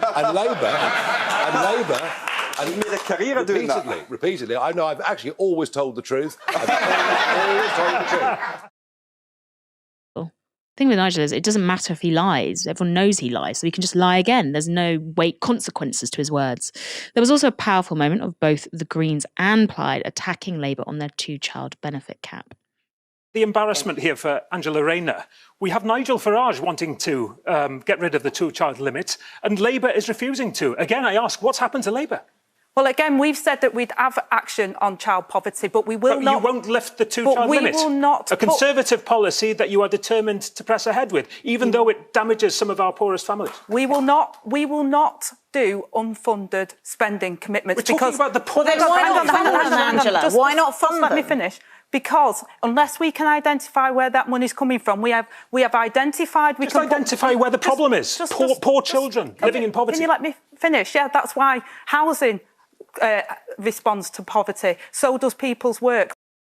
Of course, we discussed this briefly before, Aaron, but it is baffling. Why would they not do it? Yeah, Rayner is saying, like, long term, just giving money to people is not like the ultimate answer. We need to sort out everything else, the infrastructure. But in the short term, people need more support. And other parties did mention there was going to be uplifts in their policy. The £40 uplift, I think it was from the Greens, it might have been from the Lib Dems to benefits. SNP, or SNP, Plaid also said they want to do a £20 uplift. What is going on? Why is Labour missing this open goal? Yeah, it's a really strange one because on the one hand, okay, why would they mention, or not mention rather, increasing capital gains tax? Well, because that's quite unpopular with some people. But strangely enough, actually getting rid of this cap is popular with many people, including Nigel Farage. He has got pretty strong antennae when it comes to socially conservative voters that apparently Labour are interested in. So he's saying the right things for that demographic and Labour aren't. So I find that quite fascinating. Pound for pound, this is the most cost-effective way of alleviating child poverty in this country. Wouldn't get rid of it, but it would make a massive dent. Hundreds of thousands of kids would be taken out of child poverty if you get rid of the two-child benefit cap, £2.5 billion a year. Yes, that's a lot of money, but it changes hundreds of thousands of people's lives. And of course, growing up poor has consequences for, very often, someone's entire life. So rather than saying we can't afford this policy, actually, we can't afford to keep the status quo. We can't afford as a society to have millions of kids grow up in poverty and having, shrunken aspirations. Obviously, there are implications with regards to long-term mental and physical health. We know all of this. We know that children that grow up in poverty, they die younger, they earn less. Of course, this should obviously be self-evident to anybody who even engages with news, current affairs, politics. So, look, it's the single best thing government can do to address child poverty. But also, if you just had 2.5 billion, if you could do anything at all, it would be to get rid of the two-child benefit cap. Yeah, odd as well, because Rayner mentioned the free breakfast clubs, but it's like, why would you not just put the money in the pockets of the people who need it, rather than just being like, okay, well, you can come to this set place and we'll feed you breakfast. It's classic, paternalism versus actually just giving people the money that they need to live their own lives as directed. Anyway, on the direct question segment, Carla Denyer challenged Angela Rayner. Angela, which of your party's U-turns are you most proud of? The ditching of the 28 billion climate investment plan, keeping the cruel two-child benefit cap, or one of the others? What I'm not proud of is that we've had 14 years of the Tories and the crashing of the economy. But what I am realistic about is we've got to have a programme for government which is credible, that can grow our economy so we can invest in our green prosperity plan and so that we can eradicate poverty. And I know Labour can do it because we've done it before and we'll do it again. Don't really feel like that answered my question. Well, I did. I felt it did answer the question. What do you think, you can't just keep plucking numbers out and say, well, this is what we'll do, because that's what the Tories That's what a did. manifesto is, fully costed one. Well, yours wasn't fully costed. Yes, it was. The Conservatives unfunded tax breaks, and that's when Liz Truss crashed our economy. We have a fully funded, fully costed manifesto, which has a growth strategy. No, sorry, Penny, you don't answer somebody else's question.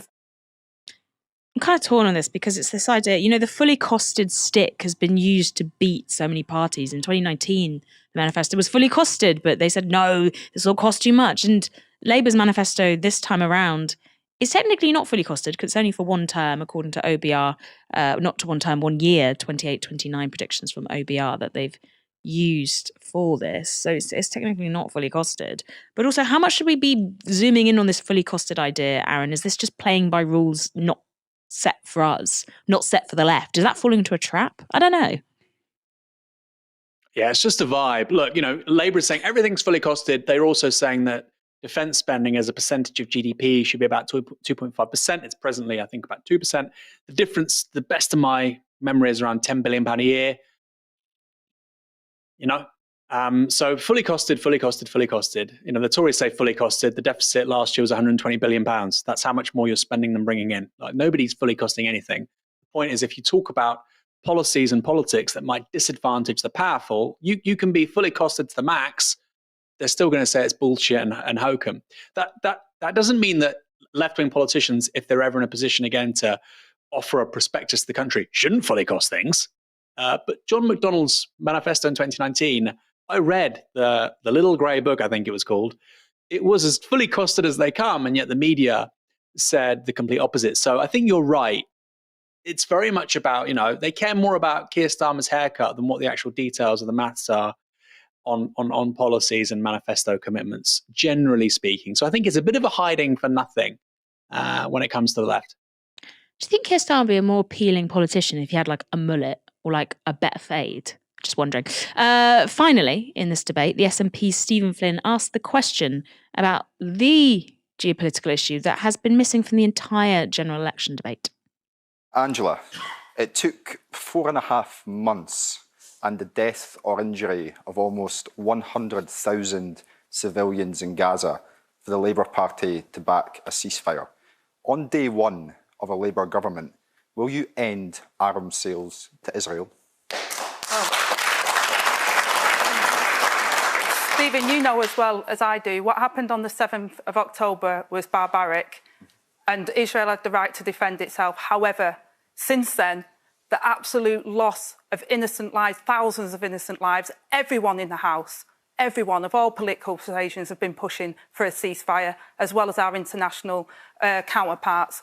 But if we were in government, we would immediately review, as we've been asking the Conservatives, the legal advice on arms sales to Israel, and we will comply with international law. That's first. Labour's decided they're going to comply with international law. Do you think that question was hammered home? Now, Flynn wasn't allowed to do a follow-up to that, not to be like big censorship, but I did think that was interesting. It's an interesting one, isn't it? Rayner felt clearly very uncomfortable on that, and she should. This is something which, look, they're looking at a massive majority in terms of Westminster, but every single Labour prospective parliamentary candidate, 650 of them, I think more or less are standing in Northern Ireland as well. Like, they're not there, but almost 650 seats. All of those guys every day will be canvassing, and somebody who will be down as a Labour certainty, a Labour yes, will say, no, not voting for you. You've been awful on Gaza. You've been, you've enabled a genocide. They'll be hearing that every day on a personal level. So on the national political level, you might think, well, they don't care. They don't need to listen. They can evade and avoid. But this stuff really cuts through on a personal level with many Labour politicians. They'll be getting hundreds of emails a week still about this stuff. So I think she looked ropey for a reason. I think they know that actually with the core Labour base over the last 15, 20 years, the people on all the data that says they're voting for them, this really gets them going. So it's a tightrope. I think if Labour get it wrong with regards to Gaza and the genocide being inflicted on Palestinian people right now, I think if they get that wrong in the early months of a Labour government, it's one of those variables where they could lose a by-election over it to, the Greens or the Lib Dems, and all of a sudden it's a major political crisis. That's not something the media would like to say, but I think it's true. Should be a political crisis, and I think Labour have already got it wrong so much. I don't hold out much hope for them, but it is a massive geopolitical issue, and the involvement of the US as well with Israel drags us into it in such a way, and also our history there. But it's a huge geopolitical issue, and these people want to lead us on the world stage. Okay, what are you going to do? We've got super chats. We have super chats. Also, I just want to confirm that Labour are not standing in Northern Ireland, just in case there was any confusion. Stephen Methen, our wonderful researcher with £10. Do what I did last time. We're terrible at this. Why are we paying ourselves wages? It doesn't make any sense. Our democratic vacuum on display. Only real choices represented by an irrelevant Morden and a weak Rayner. How do we get to a point where the popular leadership of smaller parties matters? Maybe we will see it in this next parliament. Maybe that is when we start to see the influence of the smaller parties really mattering. And in local election, the rise of the independents, the rise of the fringe parties, proportional representation is back on the table in a big way as well. Bestrafung with £5. Thank you very much. I think Carla did well in the last debate, but she did even better tonight. She was fiery, gave great comebacks, and definitely won the debate. Welsh Backgammon with £5. Thank you. If Labour is so timid because we only so much we can do, they're already a failure. But if because we don't want to scare the horses, they're already liars. I think you're saying that they're damned if they are and damned if they're not. Watersmith, $5. Thank you. There's something sinister about the fact that further privatisation of the NHS will happen under Labour. A Tory opposition won't challenge them on it. And a Reform opposition won't challenge them for it. Aaron, I have two questions for you. One is the one Fox has told me to ask, and one is the one that I want to ask. And the first one is Fox's, which was, who was the biggest winner? Objectively, it has to be Farage. I mean, it has to be, because I think the fact you've had this debate, he's on TV within an hour or two of a poll that puts Reform above the Tories. I mean, that's just gold. But I think in terms of the best performers, I think Carla Denyer, and I also think the Lib Dems and the SNP had a good run out. I've actually got a second part to Fox's question before I ask mine. Who was the biggest loser for you and what you think the public will think? Because these are two separate things. Yeah. Well, I think the biggest loser is Penny Mordaunt, because, you know, the Tories are kind of screwed. You know, it's like Rishi Sunak on Sky earlier in the week. His performance was actually okay. I think his performance was better than Starmer's, but the context is so bad that, of course, it's a disaster, and Starmer was viewed by many as doing better. So I think it's Penny Mordaunt, but actually, so I think that's what the public will think. But for me, I thought Rayner looked very ropey and very weak. But again, there's that Ming Vase strategy with Labour, just don't drop it. You know, very cautious and risk averse. So maybe that's why. But Rayner was very underwhelming, I thought.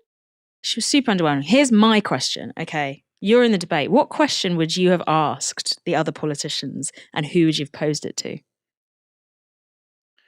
I would have asked Nigel Farage, why does he keep on criticising people for not speaking English when his own children are bilingual? Does he castigate them when they speak German with their mother? It's a great question. As I pointed out in the newsletter, Nigel Farage has not had a public relationship with a woman who has not needed to have a visa to live in England. He does not practice the politics that he wants for everyone else. The personal for him is apparently not political at all. We are going to wrap it up there. Aaron, thank you so much for guiding me through my first big debate.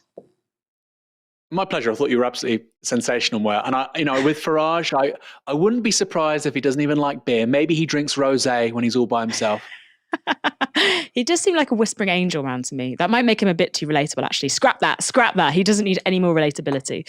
Now, the next big televised event for the election will be next Thursday for the BBC Question Time special. Novara, Fox is telling me we will be live, and Novara Live will also be back from 6 p.m. tomorrow, I think, with Aaron Bastani in the host chair. So we will see you then. Good night.